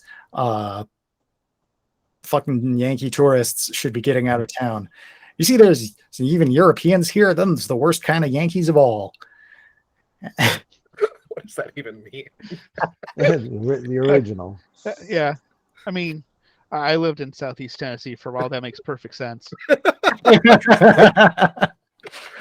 Yankee can mean northerner or it can mean non-southerner. So Yankee is really just anyone not from here. Okay. And it could get very specific to like county or town. Oh wow, I didn't know it went to that level of specificity. Yeah. Cool. As I lead the tourist part of the mob, I will just kind of make it look like this is a scripted show, and I will dramatically draw my dueling saber and say, "Let's go hunt us a monster." But remember, don't actually lay a finger on the monster. We don't want to hurt the poor fellow who's in the costume. Yeah, so the documentarians are definitely like pointing cameras at you. Are you going to make a point of saying that last part to the camera, or trying to say it away from the camera, or how's that working? I'm trying to kind of say it away from the camera so that none of the tourists actually try and tackle the person. But for the camera, I'm saying like, yeah, let's go hunt us a monster and we will save the town, and just really ham it up as much as I can to make it look exciting but fake. Okay. Well, all right. So I guess my question is, are you making it look like, are you making it clear to like a TV audience that it's fake? Yes. Or okay. Cool.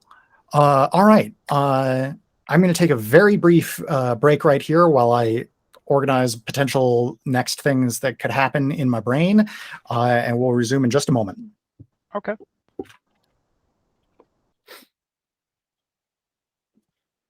I don't think I've ever played in a group that's so antagonistic towards each other. Towards one. Oh, it's not normal for me to be so antagonistic to the other players. No, yeah. Well, our last time we were all just like friends and in it together, and it was peaceful. Well, but what I do enjoy that all three of us are taking different sides on what's going on. Yeah, no, that's interesting. It's not like 2 versus 1 or one, or anything like that. It's all three of us disagree with one another.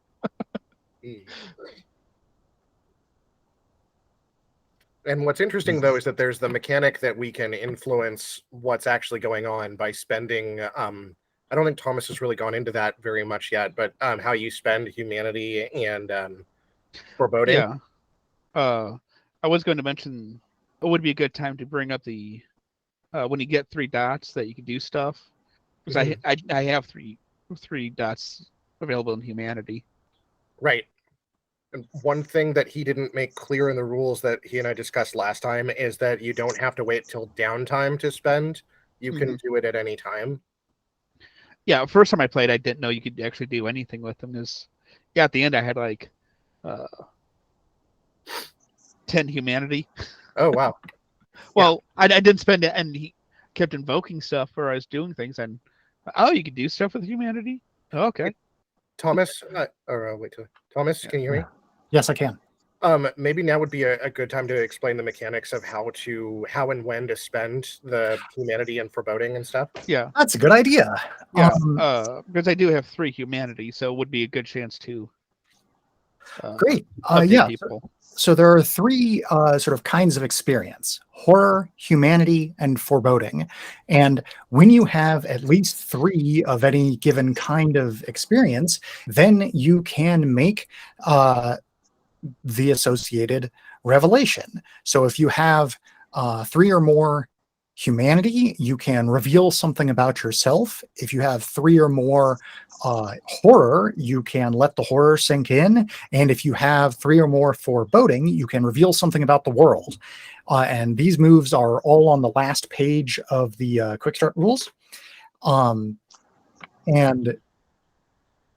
they work similar to the other moves in that you have options to pick, which either have a circle or a dot next to them. And the major difference here is that you don't roll any dice. You just spend the 3 horror, humanity, or foreboding and get whatever the effect is.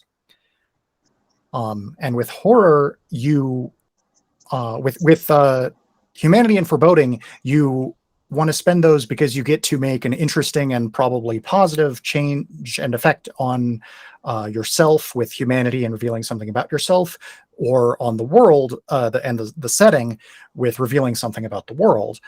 And with horror, you want to let the horror sink in because it lets you get rid of horror, where the more horror you have, the worse off you are.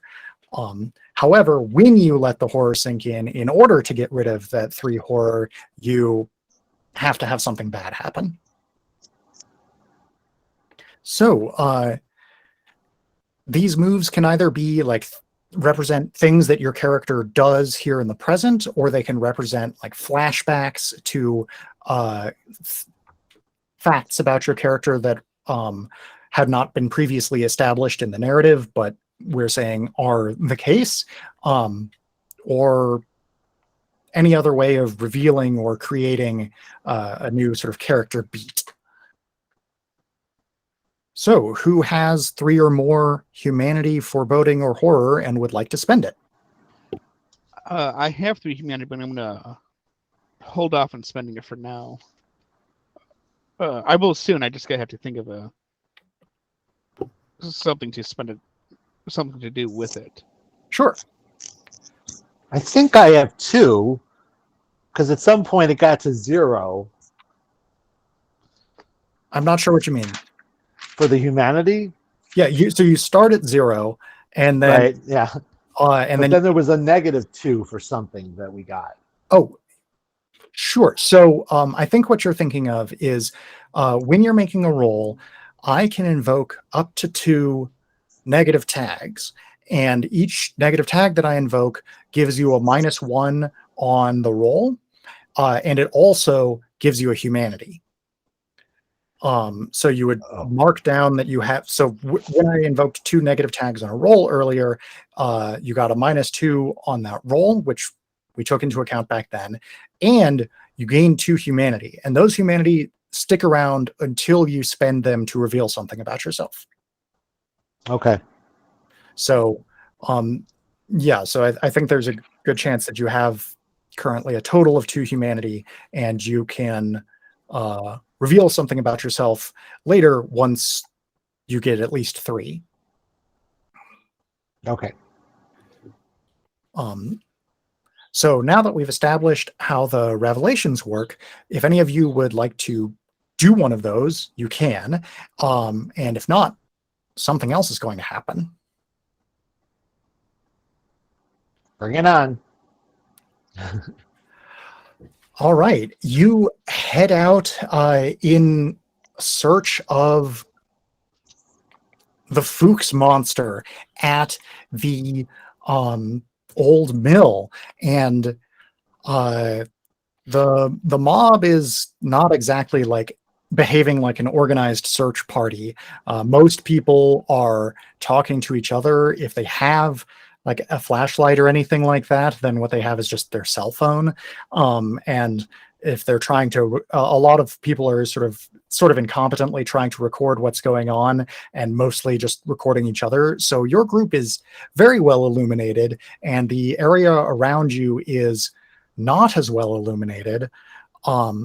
Where are you sticking relative to the group? Are you like right in the middle talking to everyone? Are you on the periphery trying to get a good look out into the darkness? What are you doing? I'm near the periphery, but I'm observing some of the townsfolk and especially the tourists. Okay. I'm at the head of the tourists, being very, shepherd with his flock kind of thing. Okay. And I'm back at the church still watching the dead bodies. Okay. So you're not, yeah, that's right. You're not going on this quest. So, you back at the church, the deputy is talking with you, and he's strikingly sympathetic to what you were saying about how this is a tragedy that could have easily been avoided if all of these out of towners had just not shown up. Don't you agree? Absolutely, nothing would have No, happened. no. Sorry, there. he's not talking to you. No, He's talking to the priest. No, it's yes, because God's way is the right way, and he's weeding out, the troublemakers. That's right. Yeah, Jethro thoroughly agrees with that. And is sort of pressing you that like your whole job is to do God's will here on earth, and this is clearly God's will, right? To get these out of towners back out of town where they belong.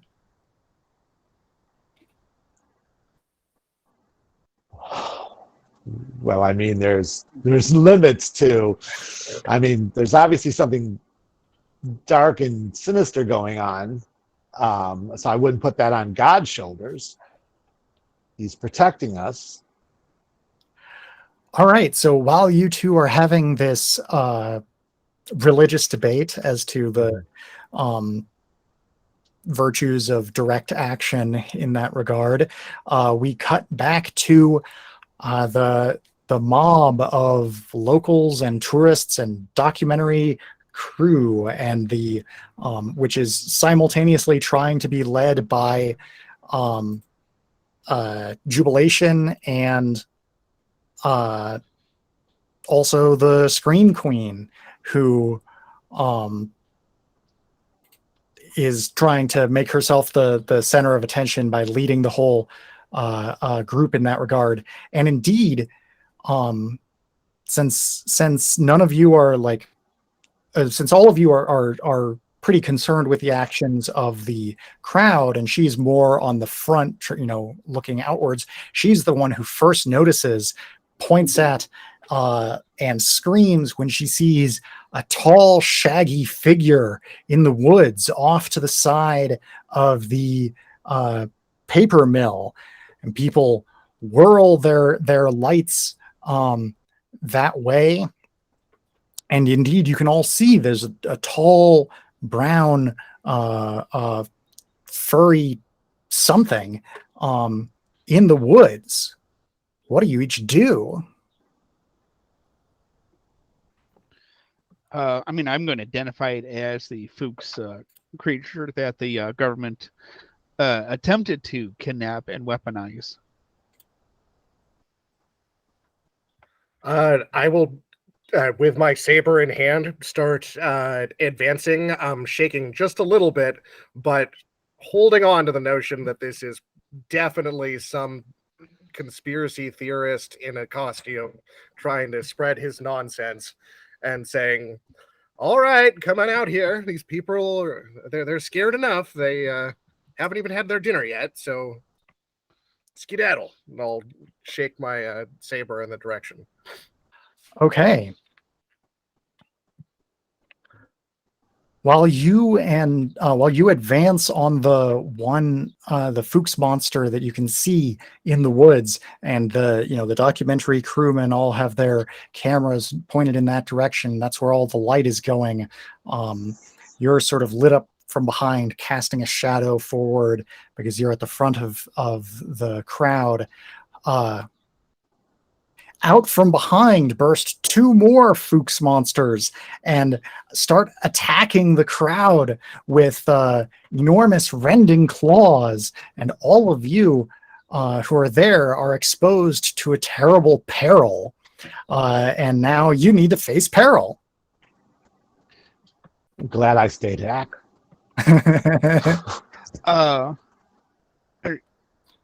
So the way this works is you pick. It's the same as kind of wonky. Oh, your connection dropping out, Sean? Yeah, I missed the entire intro to that. Oh no! you started. I wanted to you started to explain it, and then it's like Brian was saying, "Well, I'm glad I stayed back." So I'm gonna hop over to my laptop real quick. So I'll just be gone for like a minute or so. Okay. But the suspense is unbearable. I hope it lasts. By the Sasquatches. Yeah, so the Sasquatches attack, and we immediately cut back to the priest talking with the deputy. And we're discussing, who has the right of anything on this planet. I mean, it belongs to the animals before it belonged to us, and we keep intruding on their property and their land, and they're gonna fight back. The monsters are gonna fight back. Yeah. All right. Is there? And I warned that the bodies in the church, it's like ringing the dinner bell for whatever's out there. All right. Yeah. Is there anything that you would like to try to find out while you are engaged in conversation with this suspicious Southern deputy?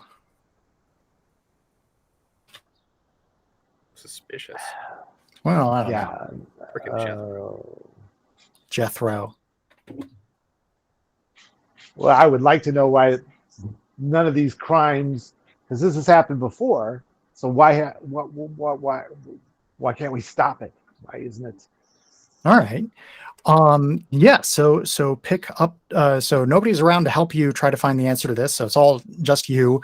Pick up to 3 of your positive or wild or town tags, and I will pick up to 2 negative or wild or town tags. Oh. Well, that's all of them. I only had 3. You have 5 positive 5? tags. Yeah, you're the town priest. You know the secret history of the paper mill. You're more athletic than you look. You're friendly with the town librarian, and you're curious. So those are your 5 positive tags. Your wild tag is that you're compassionate, and you can invoke any of the town tags if you think that they're relevant to the current scene. I think that at this point we need to try to put a stop to this. So we should probably go talk to the town librarian. All right. Okay, so you're invoking the town librarian. Right. I'm going to invoke your haunted by a past event negative tag, because it seems very plausible that this, you just mentioned that this has happened in the past. It's very possible that that's the past event that you're haunted by. You could also invoke, for instance, the secret history of the paper mill, since that's where this whole thing started. And that's a positive tag you have. Let's do that. Sorry, this is my first time doing this, so. Oh yeah, no worries. That's why I'm trying to get the hang of it. Yeah. Hey, Sean's back. Sean's back. So, yeah, I think these creatures are probably living. Somehow they're staying out of sight until they need to be. So I think we should go to the library and look at some schematics of the building of the old paper mill. Okay. To see if there's a way that they're, if they're using that as their living space.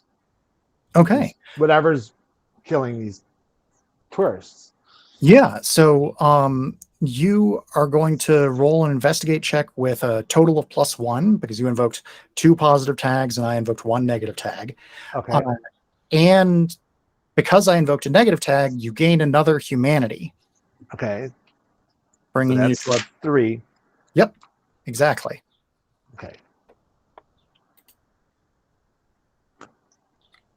And so you roll 2 6-sided dice and add 1. Okay, so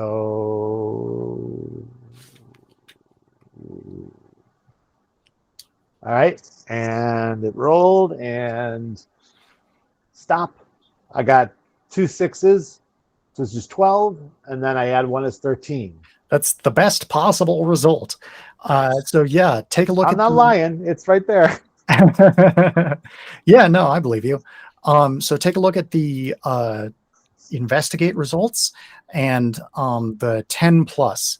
And so the question you were specifically asking was, is there anywhere that's like a hidden room or something that in the paper mill where these things might be hiding during the day or something like that? And the answer is yes. There is a space in the basement that like you've been on the paper mill tour before and nobody's ever gone into that room, or at least like you've never seen anyone go into that room. But it is there. And so you suspect that if they're living at the paper mill in a spot that no one's been able to notice, that's probably the spot. And in addition to that, you get to pick one of the 10 plus options on the investigate move.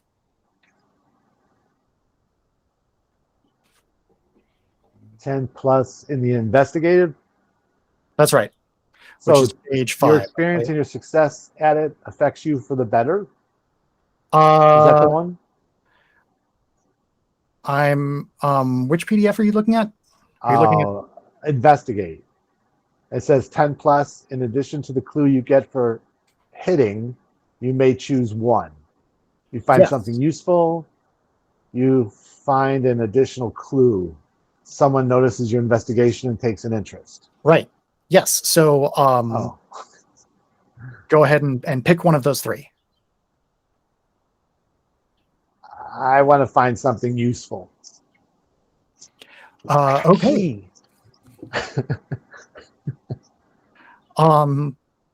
Yeah, maybe that's the reason why you haven't seen folks go in there, is that there's so the library is also sort of like attached to the historical society. There aren't a whole lot of buildings in town, and they have, like, when you go in and you're saying, hey, I want to know more about the layout of this old paper mill, the librarian's like, yeah, we have records of that. Here's the blueprints for how the paper mill was designed, and we have some historical artifacts for that are from the paper mill as well, which includes a ring of keys.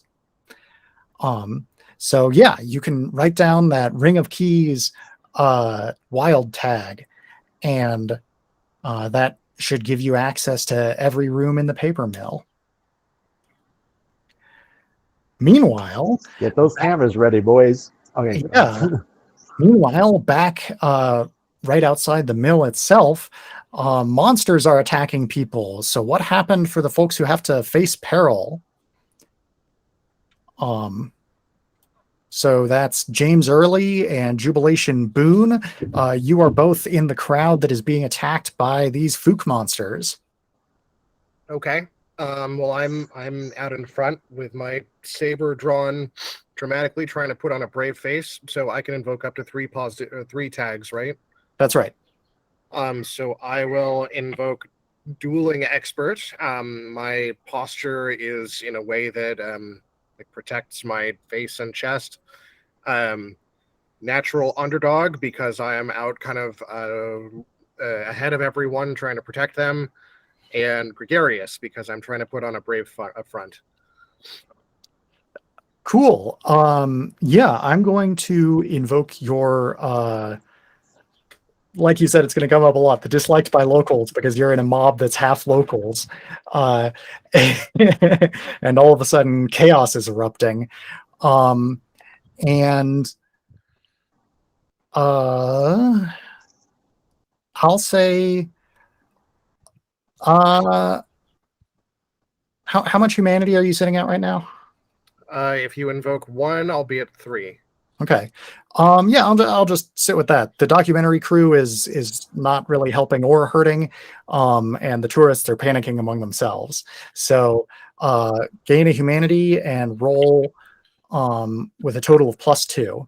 And once we get your result here, then we'll also do James Early. You also have to face peril here.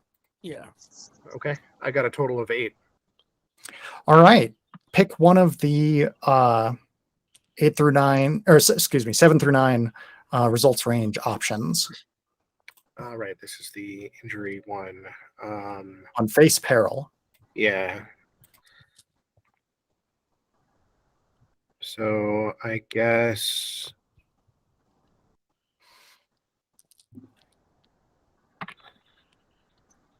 there's the mark off a town tag one. There is.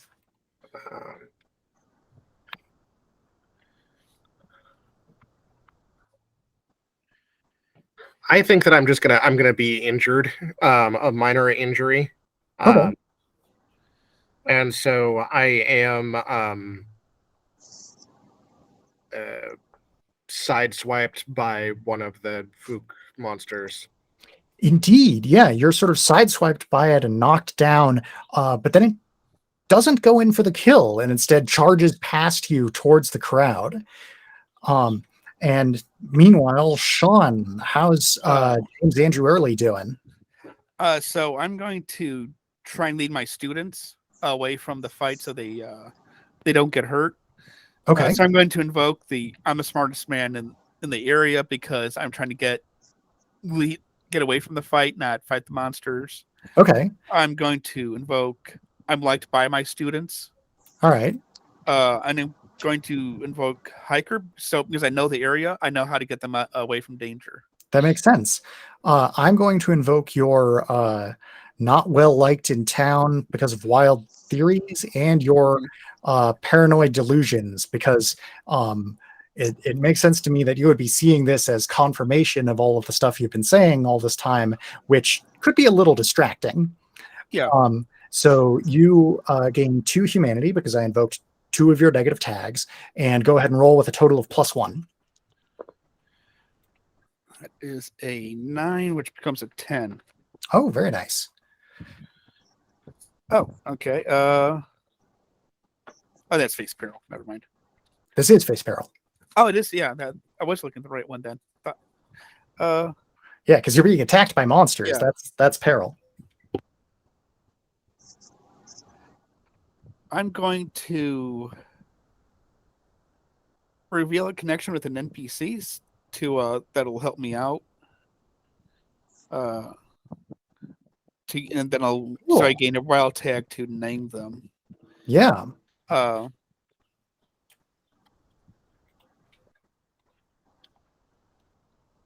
Did the deputy stay at the?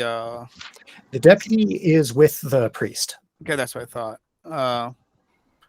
And speaking of which, like while you were going and wanting to investigate the layout of the old mill and stuff, he's disappointed by that. He would rather he was liking it when it sounded like the 2 of you were agreeing that all these out-of-towners need to go back out of town. Oh yeah, but I also want to investigate the monster because it's part of my conspiracy theory. Yeah, of course. I just want to put all the out-of-towners in harm's way to weed out the government agents. Yeah. Oh no, I was saying that Yeah. The Deputy Jethro Yeah. was Disappointed to me. was disappointed in Father Barnabas. Okay. Because those 2 are together first at the church and then at the library / museum. And he was happy about where the conversation was going at the church when it seemed like you were agreeing that these out-of-towners don't belong here. But now that you're getting into this like practical matter of investigating the physical building, he's not as happy about that. Yeah. But meanwhile, back in the I just don't know what other.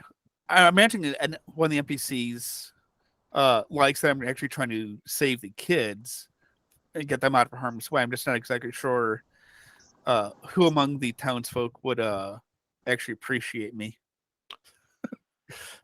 Yeah. So this is a new wild tag for you. So Yeah. it's a new person who's not already represented by a tag. Yeah. So this could be like the parent of one of your students, or maybe another teacher is there, or maybe you want to like name a specific student who has some sort of particular skill, like maybe the quarterback or something like that is helping you to lead people away Yeah. from danger.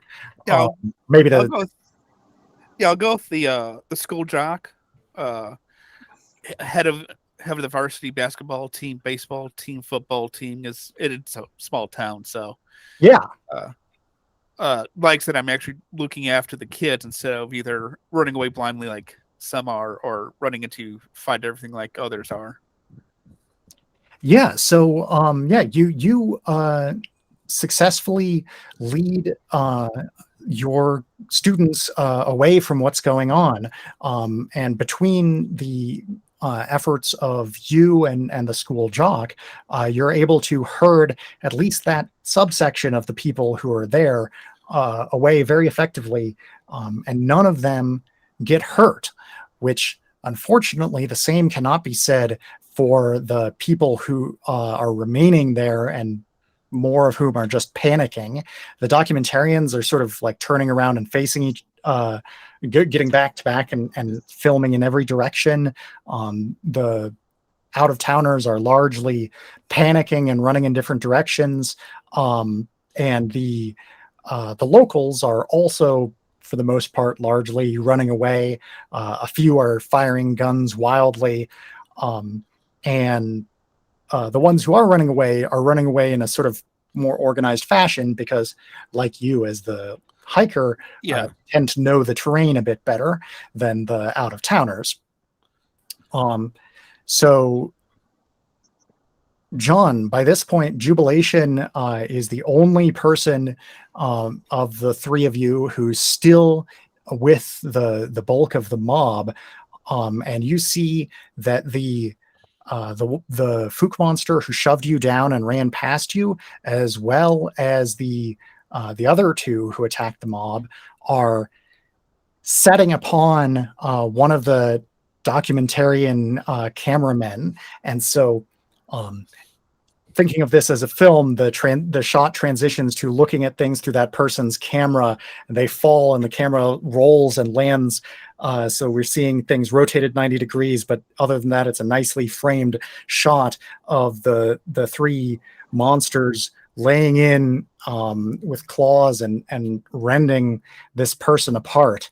So you need to encounter true horror as you see one of the people who paid you to be here get killed in front of your very eyes. Ooh. You're muted. 6 + 1 because I add the amount of horror I currently have, right? That's right. Okay, so 7. Okay, so take a look at the 7 through 9 results, and I believe you already marked one of those off. So pick one of the other ones. Okay, so it's either use one opportunity. I am going to. So this might be foolish, but Jubilation is actually a good person, and he sees that for whatever reason the Fook monsters are running at the cameramen specifically. Like, are they all running at the same individual person? Yes. Okay.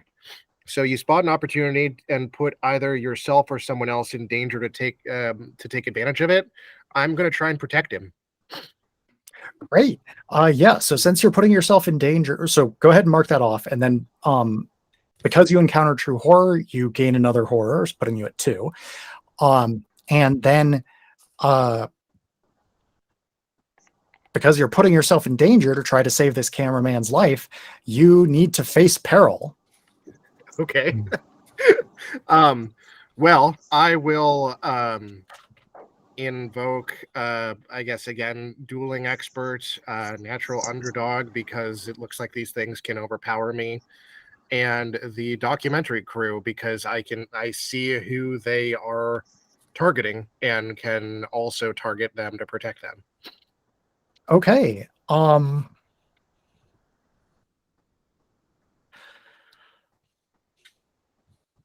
I'm going to invoke the 150th anniversary of the Civil War battle, as you feel sort of the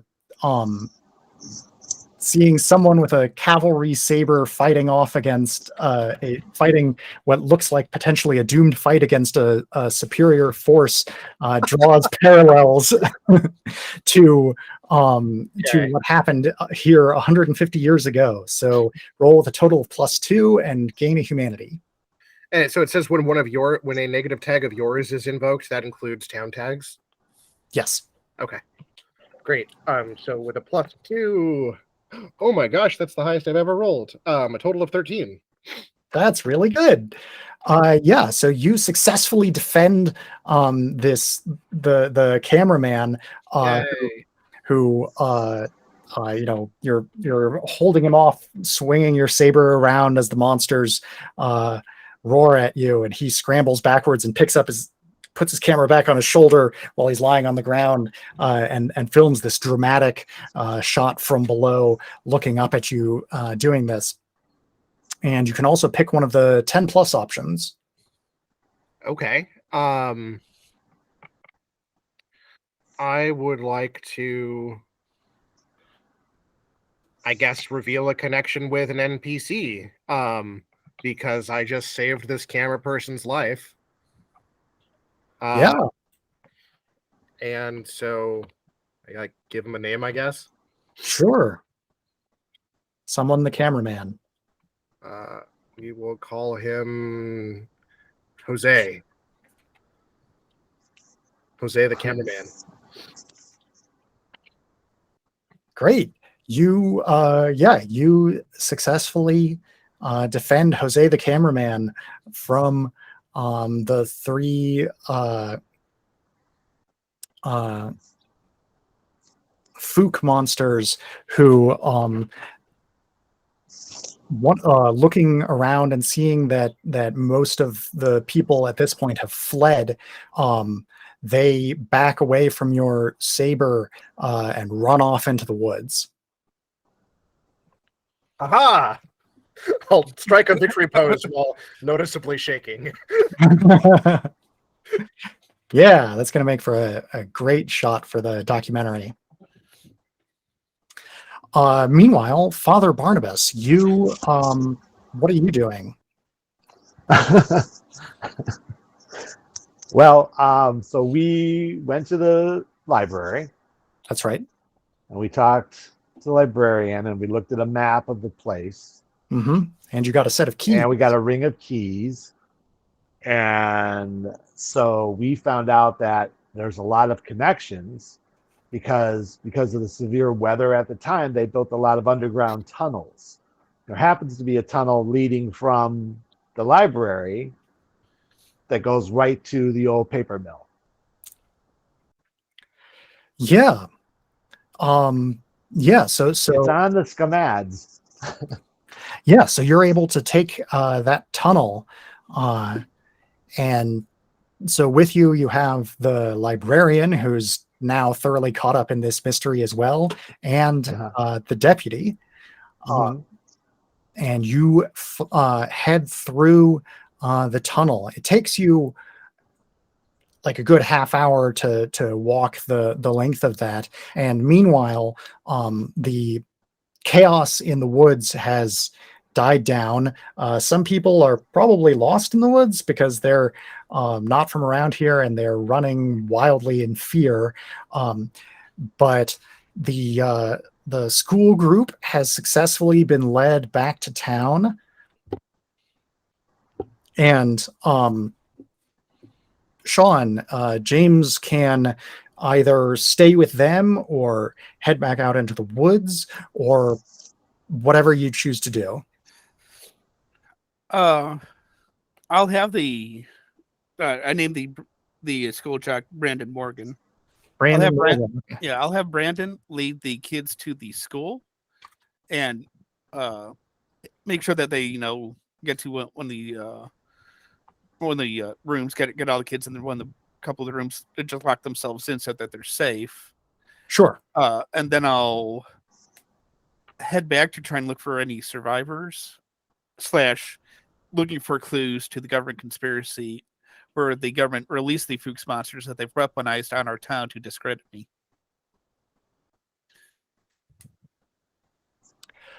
Okay, so you're going to head back out there. Yeah.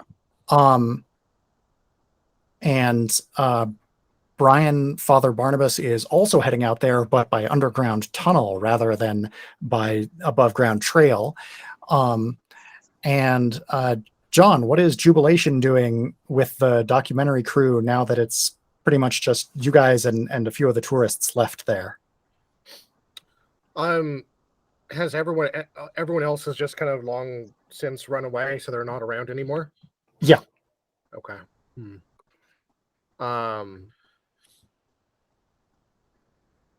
What direction did the Fook monsters go? Did they ran off? They did run off. They looked like they were perhaps heading towards the paper mill. Okay. I'll ask if everyone's okay, and if they're okay with going on a real extreme tourism adventure, and kind of smile in almost a little unhinged way. Yeah. So Jose, the cameraman, says that he is okay thanks to you, and like clasps you in a big hug, and is exceedingly grateful. And yeah, at this point, the tourists who are still there and didn't flee in panic are the type who are willing to go on a more extreme tourism event. All right. Well, pulling out my saber again, it dramatically reflects the light of the moon as we continue on towards the paper mill. Yeah. Meanwhile, in the tunnel beneath in the tunnel that leads to the paper mill, the sheriff's deputy is sort of saying, I got a bad feeling. I think we should turn back. But Father Barnabas, I'm guessing you're not going to turn back. No, but it's an old tunnel, and I would imagine the lights that are down there are flickery and not good, and it's right by the river. Wouldn't it kind of seep? You kind of wet in there? Yeah, there aren't even any lights installed in here. You're using your own like cell phone flashlights and things like that to see your way through here. And yeah, it is damp. So you're squelching through the mud. Is there anything that you would like to find out on your like that is the reason why you're going along in this creepy tunnel? That we like to find in the tunnel? That you would like to find out? Is there a question that you're curious about that is driving you to do this? So we sort of use the investigate move largely to create scenes by defining like the question is sort of the point of the scene of what are the characters trying to learn, or even not necessarily what are the characters trying to learn, but what might they end up learning? Because a thing that often happens in movies is that characters stumble upon new information rather than deliberately seeking it out. And so we can construct this next scene by talking about the different tags that you might want to invoke, and by talking about a piece of information that you might want your character to learn. Okay, so is there any evidence in these tunnels that some creatures have been using them for transport? Okay. All right. And so, what tags would you like to invoke? Certainly, I imagine you have the town librarian here. You're going to the paper mill. I'm going to invoke your claustrophobic tag because you're in an underground tunnel. Yeah, that's what I was thinking. I was like, well, what can I use against that? Because I would naturally at some point want to turn back. Yeah. And so whether or not you do is the sort of thing that can be determined by the results of this investigation check. If you roll particularly poorly and get like a total of 6 or below, then perhaps you will choose to turn back. Okay. But if you roll really well, then you brave your way through it. Okay. So roll again? Well, first we need to pick all the tags, and then you're going to roll. So I'm invoking claustrophobia tag, and what tags are you invoking?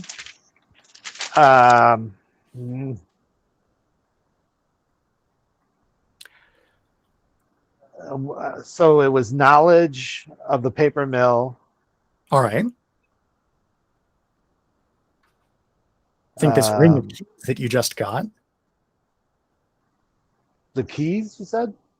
Yeah, you just got this ring of keys that has all of the keys to the doors in the paper mill. Right. So we would find. So I would want to invoke the keys to get to the other end because we hear noises coming from the other end. Yeah. And we don't know if it's water seeping in or the creatures or what. All sorts of possibilities. Right. So just tell me what to do. So I just go ahead and I want to open the door that we suddenly find at the end. Yeah. So so you invoked 2 tags and I invoked 1. So you gain a humanity and you roll 2 6-sided dice and add 1. Okay. So roll.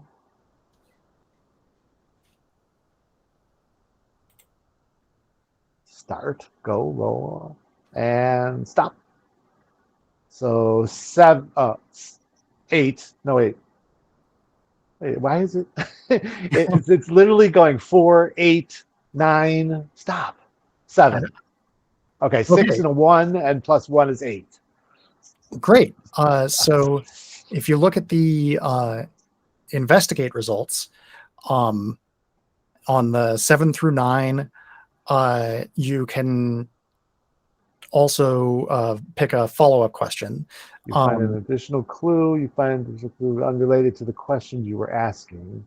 Right. So the question that you were asking is there evidence that this tunnel has been being used by animals to move back and forth? And the answer is no.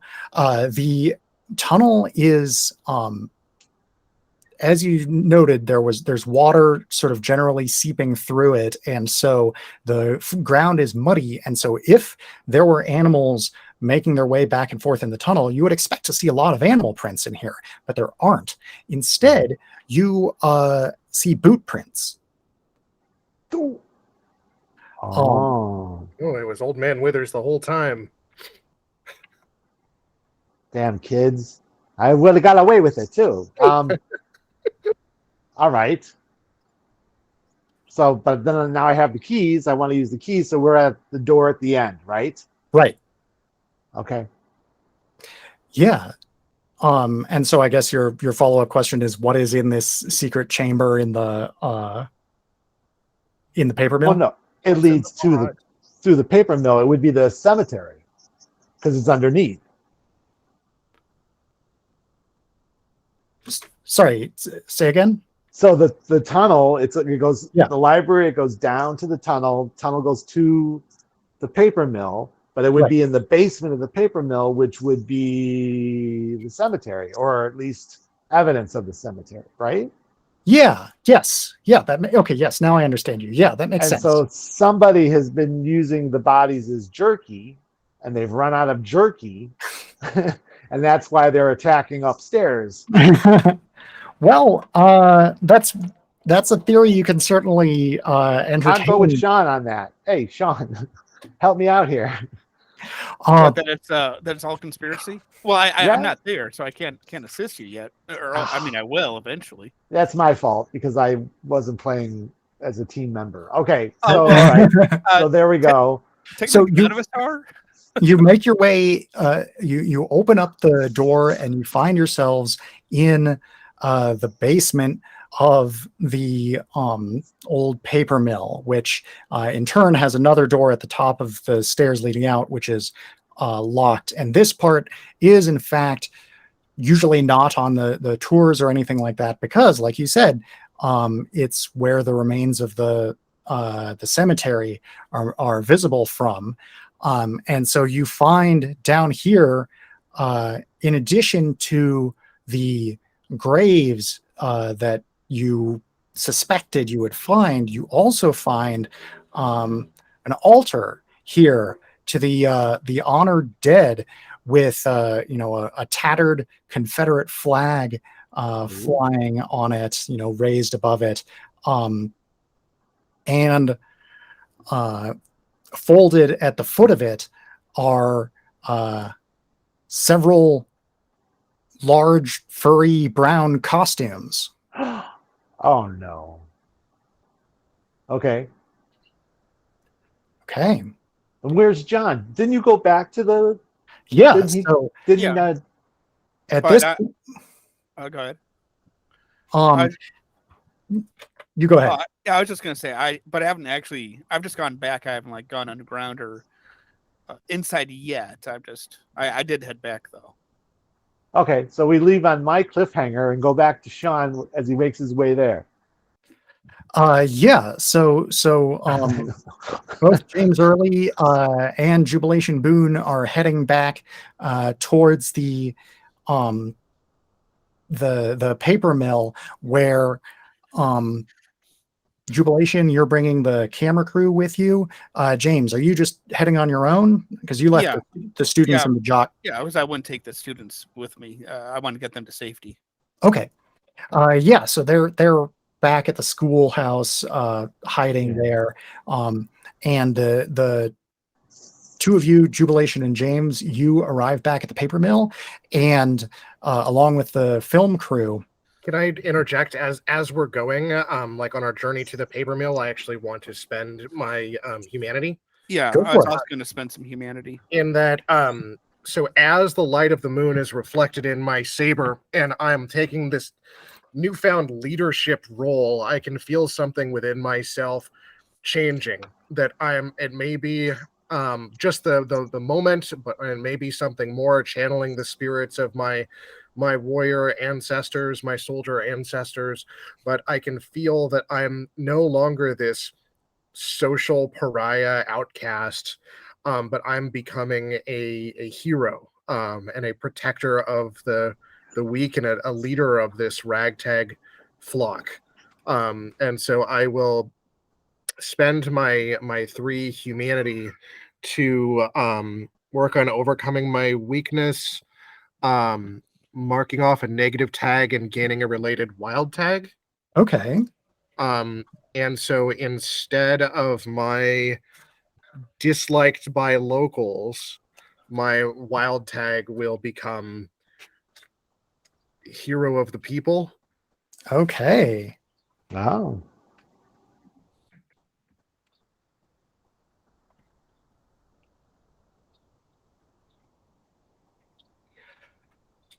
Cool. I'm going to be spending 3 humanity to gain a new positive tag of observant, because I did notice that the creatures were attacking, and I took that opportunity to get people to safety. I'm not marking off not well liked yet, because it's not known that I saved out the students yet. Fair enough. I'm just going observant. Sure. Yeah. So, yeah, as you make your way back towards the paper mill, a few of the townsfolk who had run around in a panic spot you with all of your lights and stuff, and come over to you, and more than one of them recognizes Jubilation as having defended them with your cavalry saber, and they're thoroughly like, I had the wrong idea about you, Jubes. Yeah, that was a I know the damn Jubes. No sir. that was damn heroic of you. And then those of you who are on the surface make your way back to the paper mill, and you arrive and you see there are more locals here who weren't with you earlier, who are some of them spot you and immediately call out like, oh, I think I saw the monsters go that way.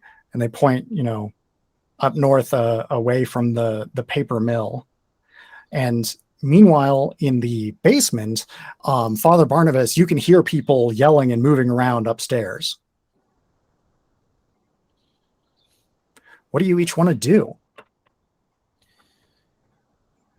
I will begin checking any of the anybody that's like down, to see if they're just hurt or if they're dead. I mean, I can't render any aid, but I will check to see if I can't, if anybody's does need help. Yeah, so a few of the people who were part of the tour have been injured. None of them have been killed, fortunately. It looked like the three Fook monsters really tried to focus their attack on Jose the cameraman, but were then fended off. And so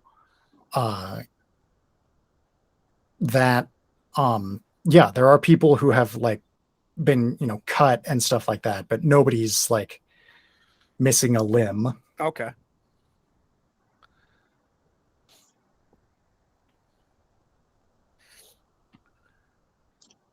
So I hear noises. That's right. Can I ask a question, or do I have to give up some points? You can ask a question. Go ahead. Okay, so where we are, we hear noises above us. Is there an entrance to get to the top, like a trap door or anything? Yes, there is. It's now locked. You have the key. This is a big revelation, finding the suits. So obviously it's a human. So is somebody with me pretty upset about the discovery? Yes, the deputy is sort of panicking. He's not like trying to reveal any information, and he's trying not to reveal any information, but he's also a little dim-witted, so he's revealing some information that he doesn't seem like overly surprised at finding this, more upset.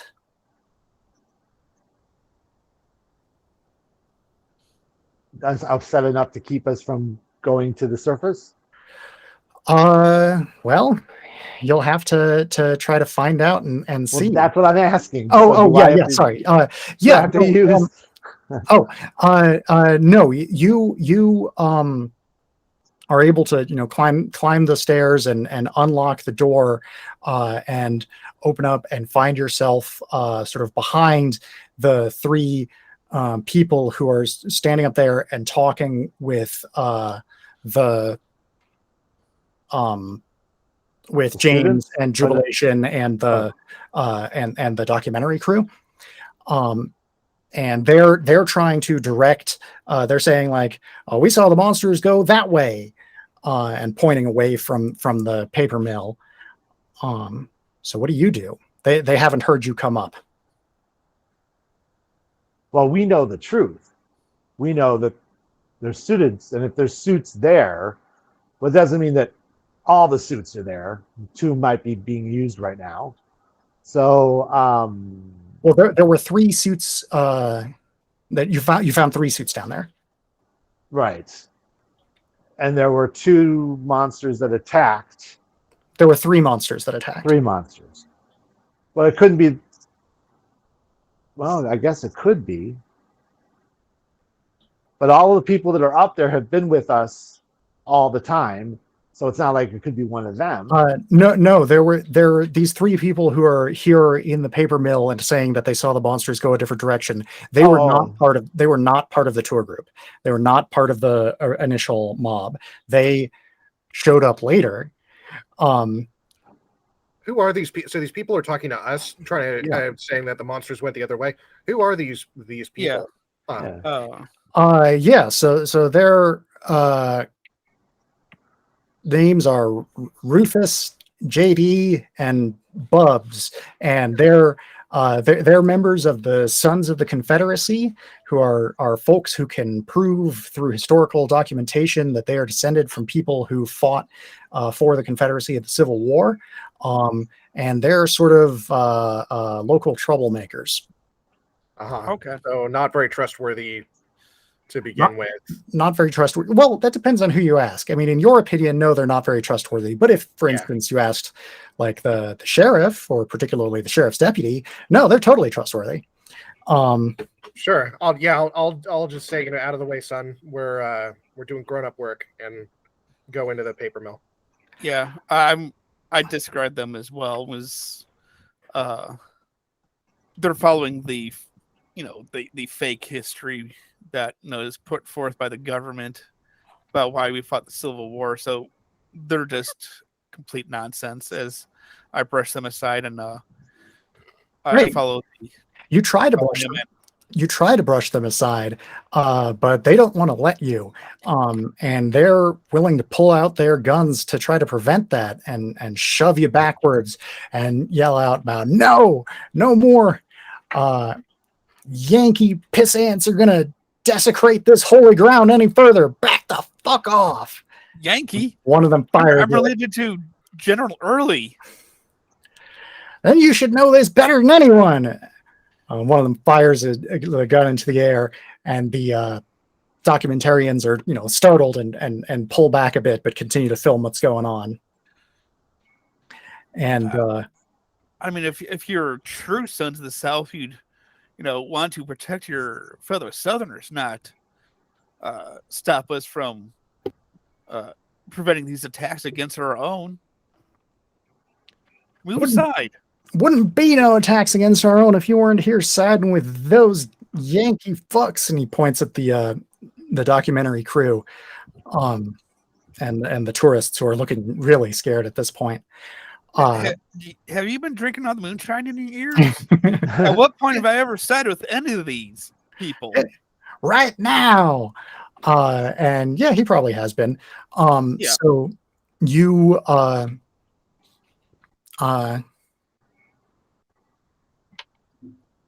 at this point, things are about to descend into utter chaos, as having been revealed on camera with one of the three guys there who was trying to take a bit of a more tactful approach when dealing with y'all, is just burying his head in his hands and going, oh my god.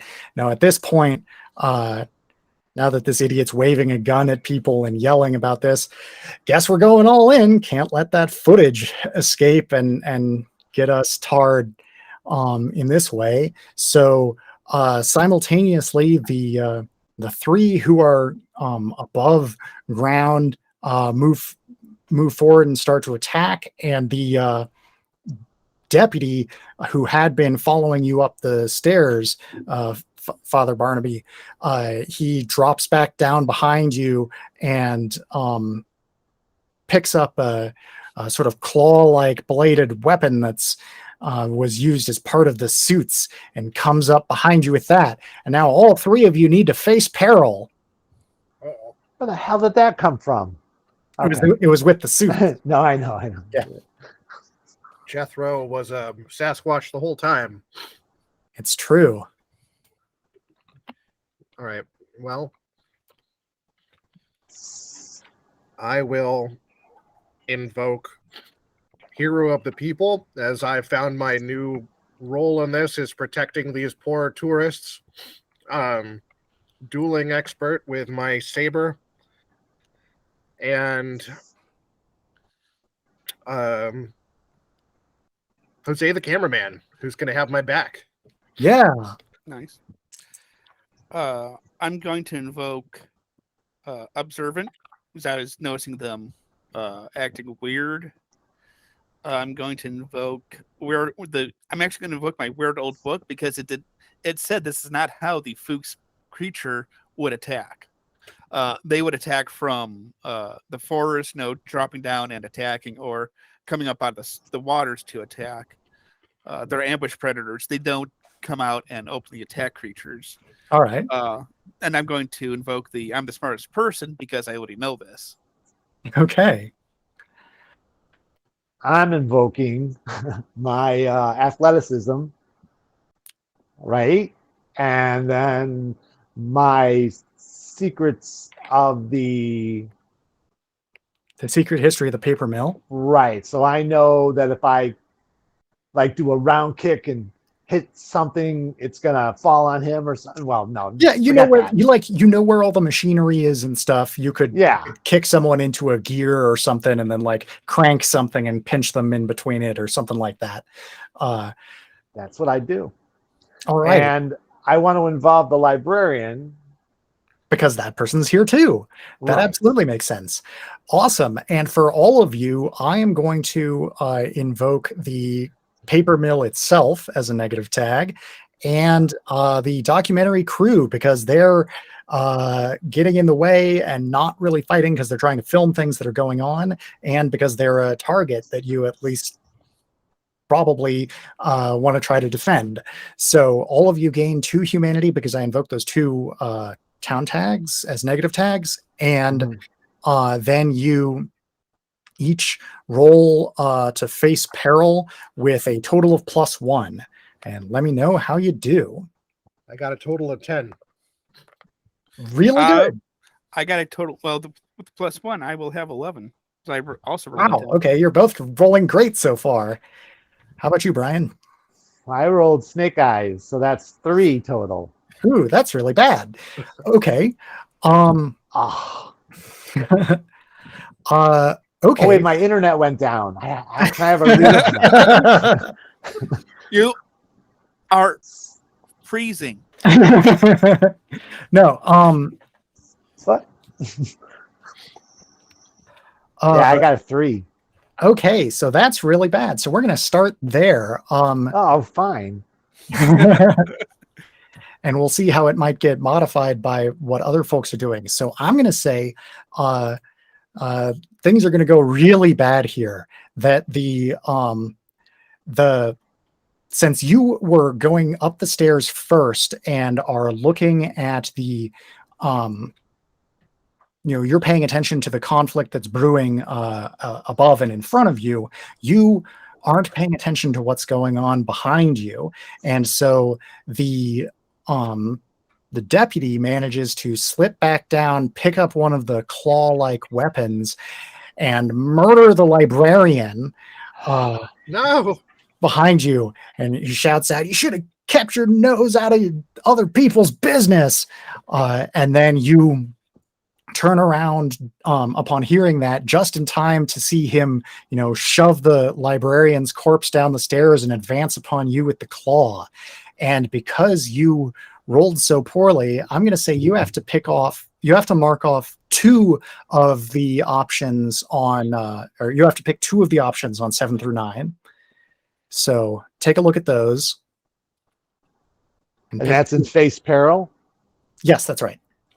So suffer a minor injury. Okay. Suffer a crippling injury. Oh. And notice the dot as well. I see it. Isn't it die that got me in the trouble? I don't want to die, but I have to pick 2. You have to pick 2. But I by the dot one, I mean the one that starts with you managed to escape. The one that's above die. Oh. Yeah, there are 3 options where you're not. There's I there's see. 3 injury options, and then the mark off a town tag option, and then die as the final. Right, I just saw die, so right away I was that's why I wanted to make sure that you saw this as a possibility. All right, but I'm very athletic, so there's possibility that I just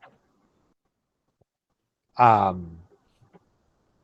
got scratched on the arm, which makes sense because I was earlier bleeding on my arm, and that was from the Lord. The Lord gave me that vision. You had stigmata. Nice. Right, on my arm. So just let me have this. Yeah. Okay. So how about escape? but something in town is damaged or destroyed. And But so the two town tags that were invoked on this are the closed down paper mill and the documentary crew. right, as much as I'd like to see them all die, what were we using for illumination in the tunnel? Candles? Earlier we said that you guys were using like cell phone flashlights because this takes Oh, place that's in the right. present. I can't start a fire with that. Can if the cell phone explodes. That's true. Cell phones have batteries that can explode with that, and you can create sparks by just hitting metal on metal. So, Well, the Lord is not a cosmic cash machine, so I can't ask for that. So how about all right. So what? So suffer minor injury. Mhm. So the And slashed up arm. and then manage to escape though. Yeah, scratch the arm. So do that. And managing to escape, but something in town doesn't. So which of the two town tags that were invoked? Oh, right. So you pick either the paper mill or the documentary crew is going to get destroyed in this fight. I think the well, I mean the jig is up now. So it's no longer money for the town. So I would say go with the paper mill. All right. Makes Yeah. sense, I think. Yeah. That makes sense to me. Yep.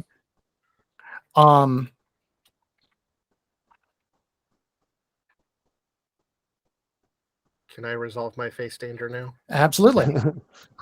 Yes. So since I rolled high enough, where did it go? I get to choose your experience and your success at it affects you for the better. So I will, still advancing on these three, JD and Bubs, and what was the other one's name? Rufus. Rufus. And I would like to gain the positive tag genealogical blackmail, and advance on them and say, just in a very level-headed tone, but at the same time with that kind of strange, almost unhinged smile crossing my face. JD Adams and Bubs Smith and Rufus Wainwright. I been doing some reading about your relatives that fought in the war, and you probably already know this, but those boys were deserters. You probably don't want that getting out, so why don't you lower your weapons there? Oh man. Yeah, so because you rolled really well, you're able to start at least somewhat convincing them. The of the three of them, one of them, the smartest one, JD, is he really, he was the one who was trying to be like, yeah, they're the monsters are that direction, and was trying to mislead you earlier. And he's trying to still look innocent for the cameras. Meanwhile, Bubs is very much unconvinced by all of this, and doesn't want to go along with your peaceable surrender suggestions, and is furious at you for besmirching the honor of his ancestors. And Rufus is looking really conflicted and not sure what to do.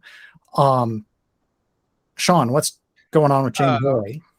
So I'm going to be invoking the I find something that gets me out of the situation. Okay. I'm going to find probably from one of the locals. They actually brought their Confederate pistol that was kept in working condition. Yeah. So I'll snatch that up, and so it was Bubs that was still standing. Yeah. So I'll point it at him, tell him very plainly that he is no son of the South, that a true Southerner would not have acted as such a rapscallion dog and level the pistol at him with it cocked. Okay. Yeah, you point the pistol at his head, and he realizes that he's outgunned, and starts to put up his hand to put up his hands to surrender. And meanwhile, the storm that's been rolling up north and been heading south all day rolls down upon you, and the rains start in earnest. And while they're doing that, the river brings with it the extra water it's been accumulating upstream this whole time.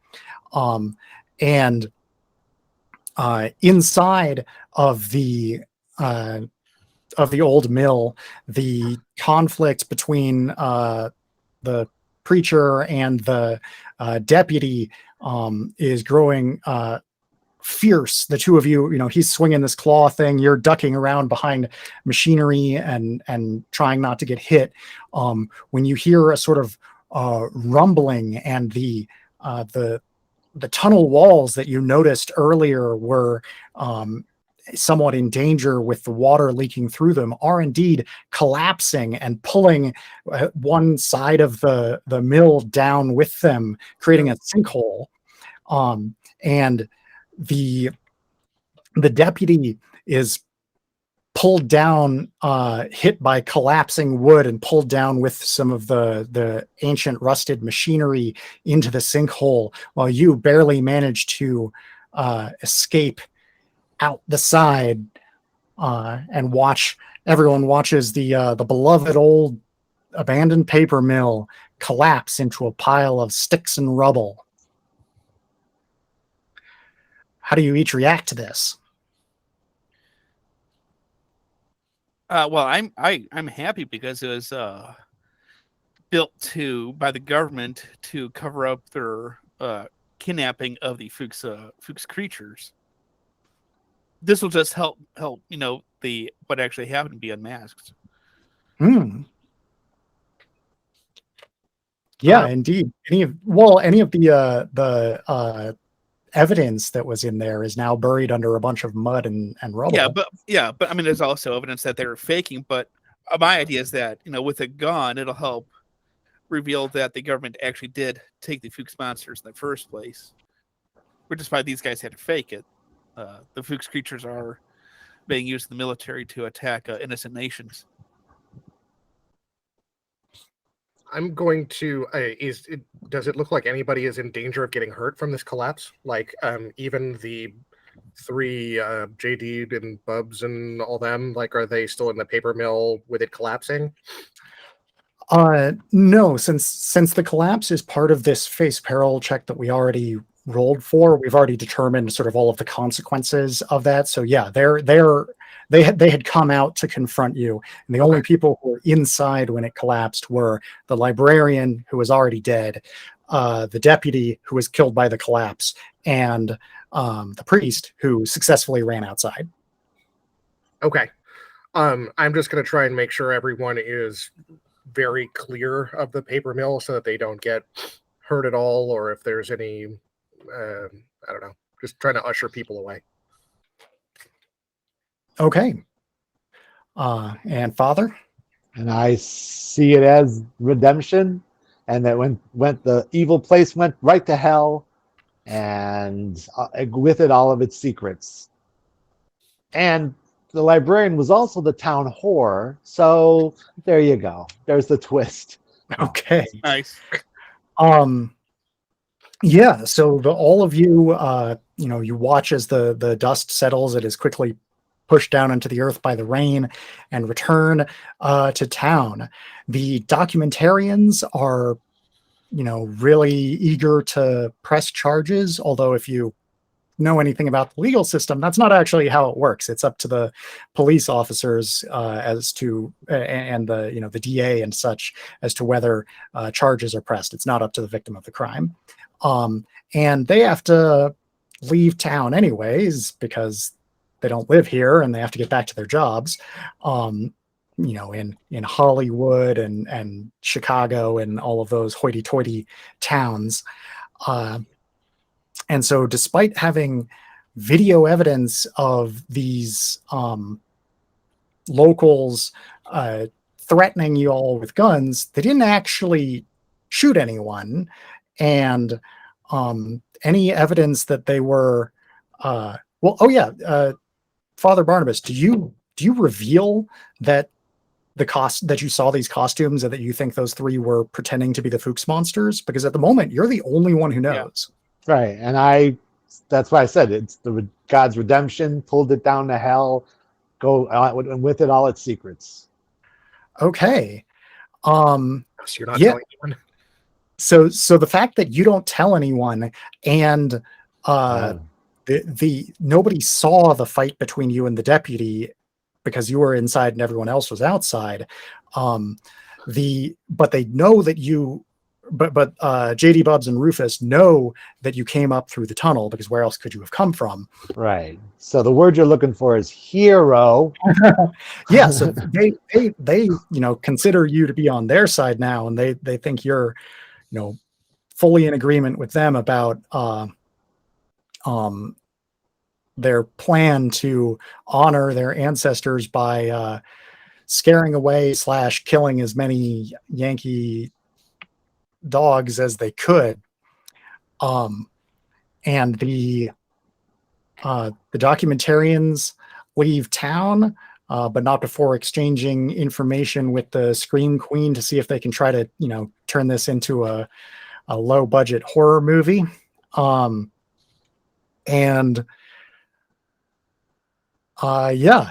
If any of you have anything that you would like to do right now, you can. Otherwise, the next thing to do is the epilogue move. I have stuff. I don't entirely remember how the epilogue move works, but I think that's what I want to. Okay, yeah, that's where you spend the stuff. Yeah. So the way that the epilogue move works is you say the most emotion. I know. Thanks.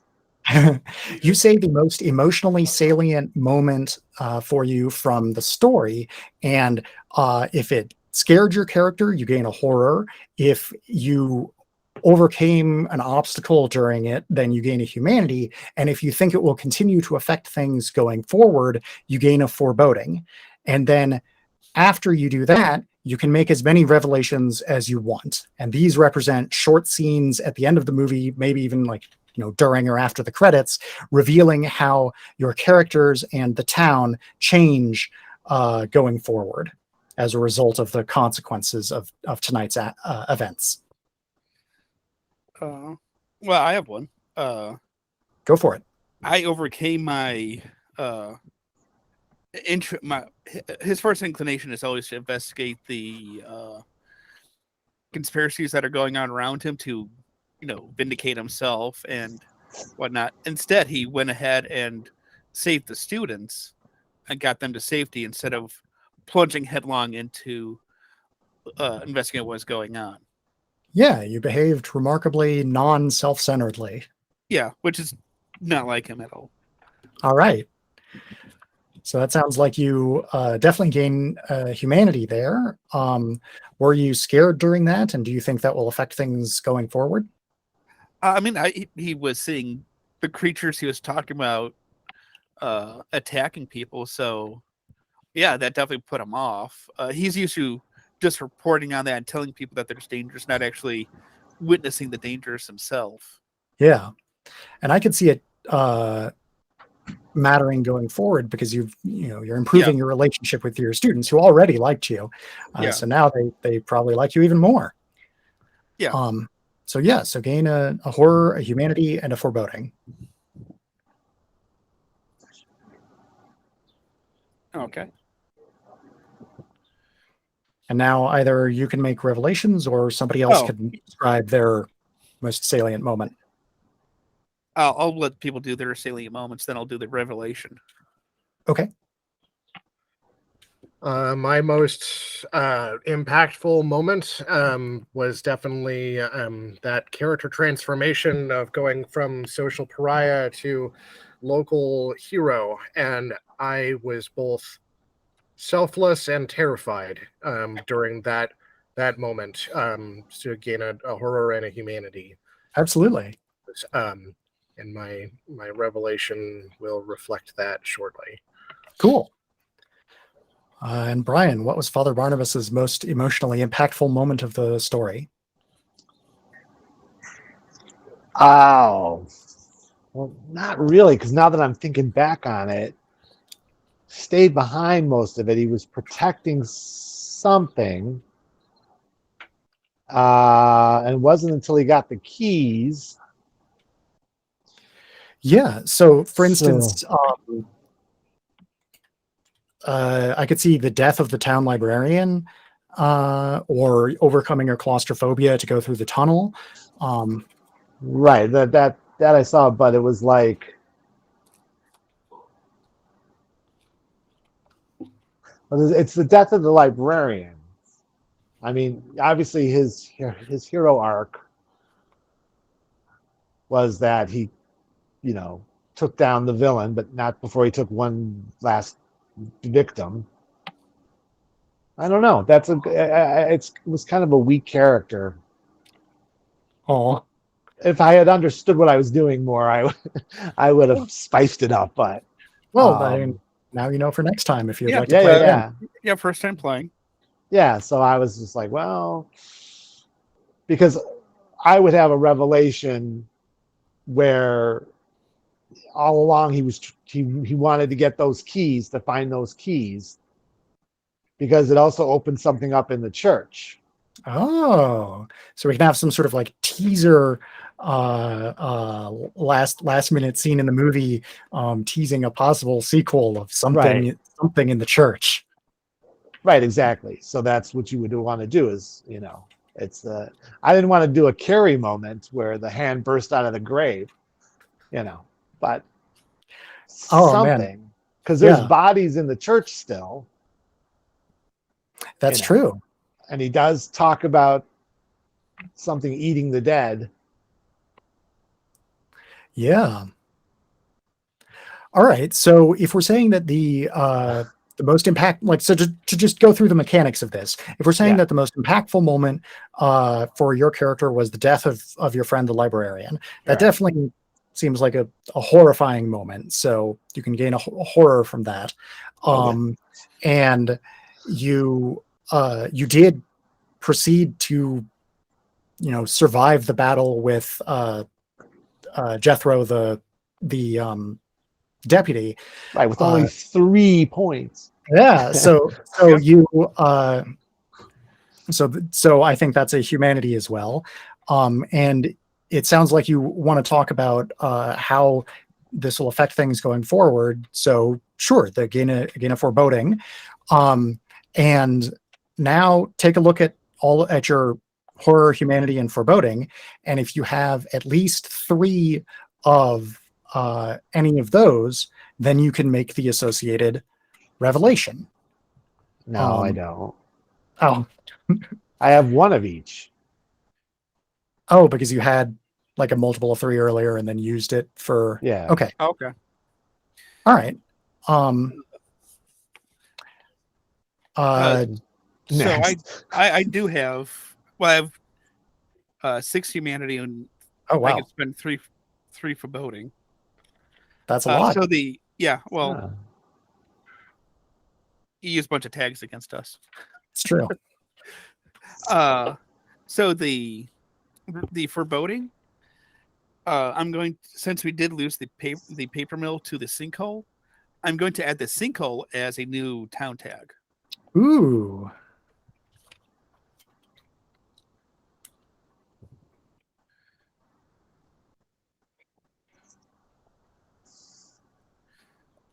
I like that. Stuff from that. And the first humanity I'm going to spend, since by now afterwards the students would have told the parents, hey, Mr. Early did get us to safety and told us go to school so that we were all safe. That'll remove the negative tag of not well liked in town, because I did save the students. Cool.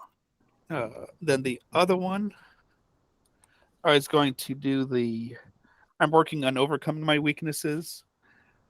Since I do have this footage of the Fuchs monsters attacking us, I'm going to remove the discredited negative tag and add the not exactly sure how to word it, but kind of like the aliens guy from the History Channel, where he's not really discredited. He's just not trusted by the main community, but he is by the subculture. Okay, so Like among the conspiracy theorists and conspiracy crypto theory. and the cryptid zoologists, whatever they're Conspiracy scripted, theory yeah. celebrity. Yeah. All right, cool. I like that. Yeah, I can see the documentary crew like sitting you up in front of a bookshelf in the library and recording you talking about the monsters. Yeah. Awesome. My revelations actually were going to kind of play off of that as well in tandem. So in researching this idea of dark tourism, it's become Jubilation's new passion. I'm going to spend 3 humanity to gain the positive tag dark tourist, in that it is now he sees that as his calling, not so much running the tourism board for the town of Ravenswood, but going out into the world and seeing what is the truth of these different legends with extreme tourism. I also have the 3 horror, and I would be spending the horror to show that I am no longer interested in this the tourism board, marking it off and gaining a related wild tag, call to adventure.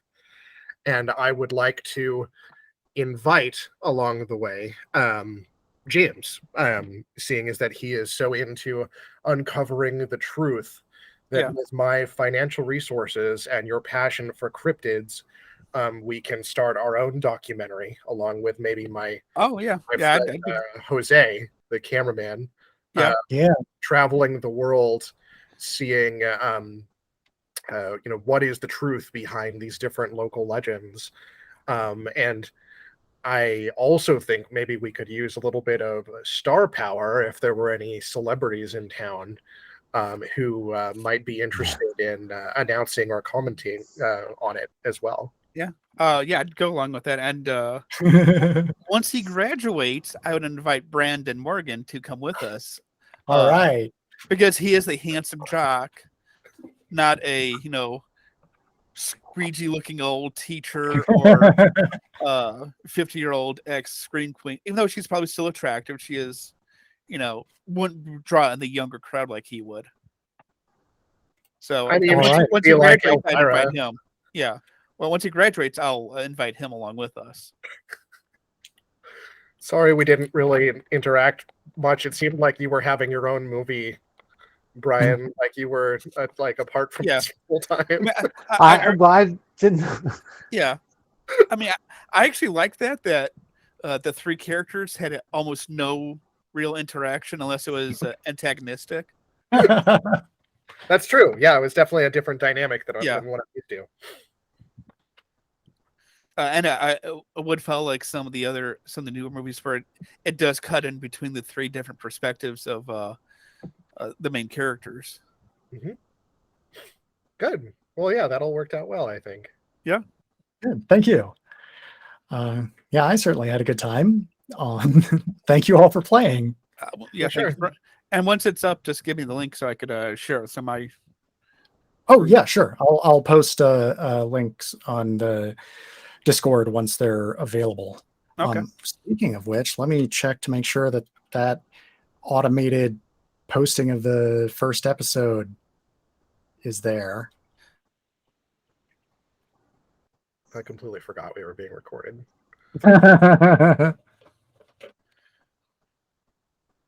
Well, I'm not finding it immediately. When I do, I'll post the links. All right. The end. Thank you all for playing. Yeah. Thank Thank you. you for Yeah, again for running. Nice to meet you guys. Yeah. Nice Yeah. meeting both of you. See you See ya later. again. Talk to all of you again later. Okay. Bye. Bye-bye.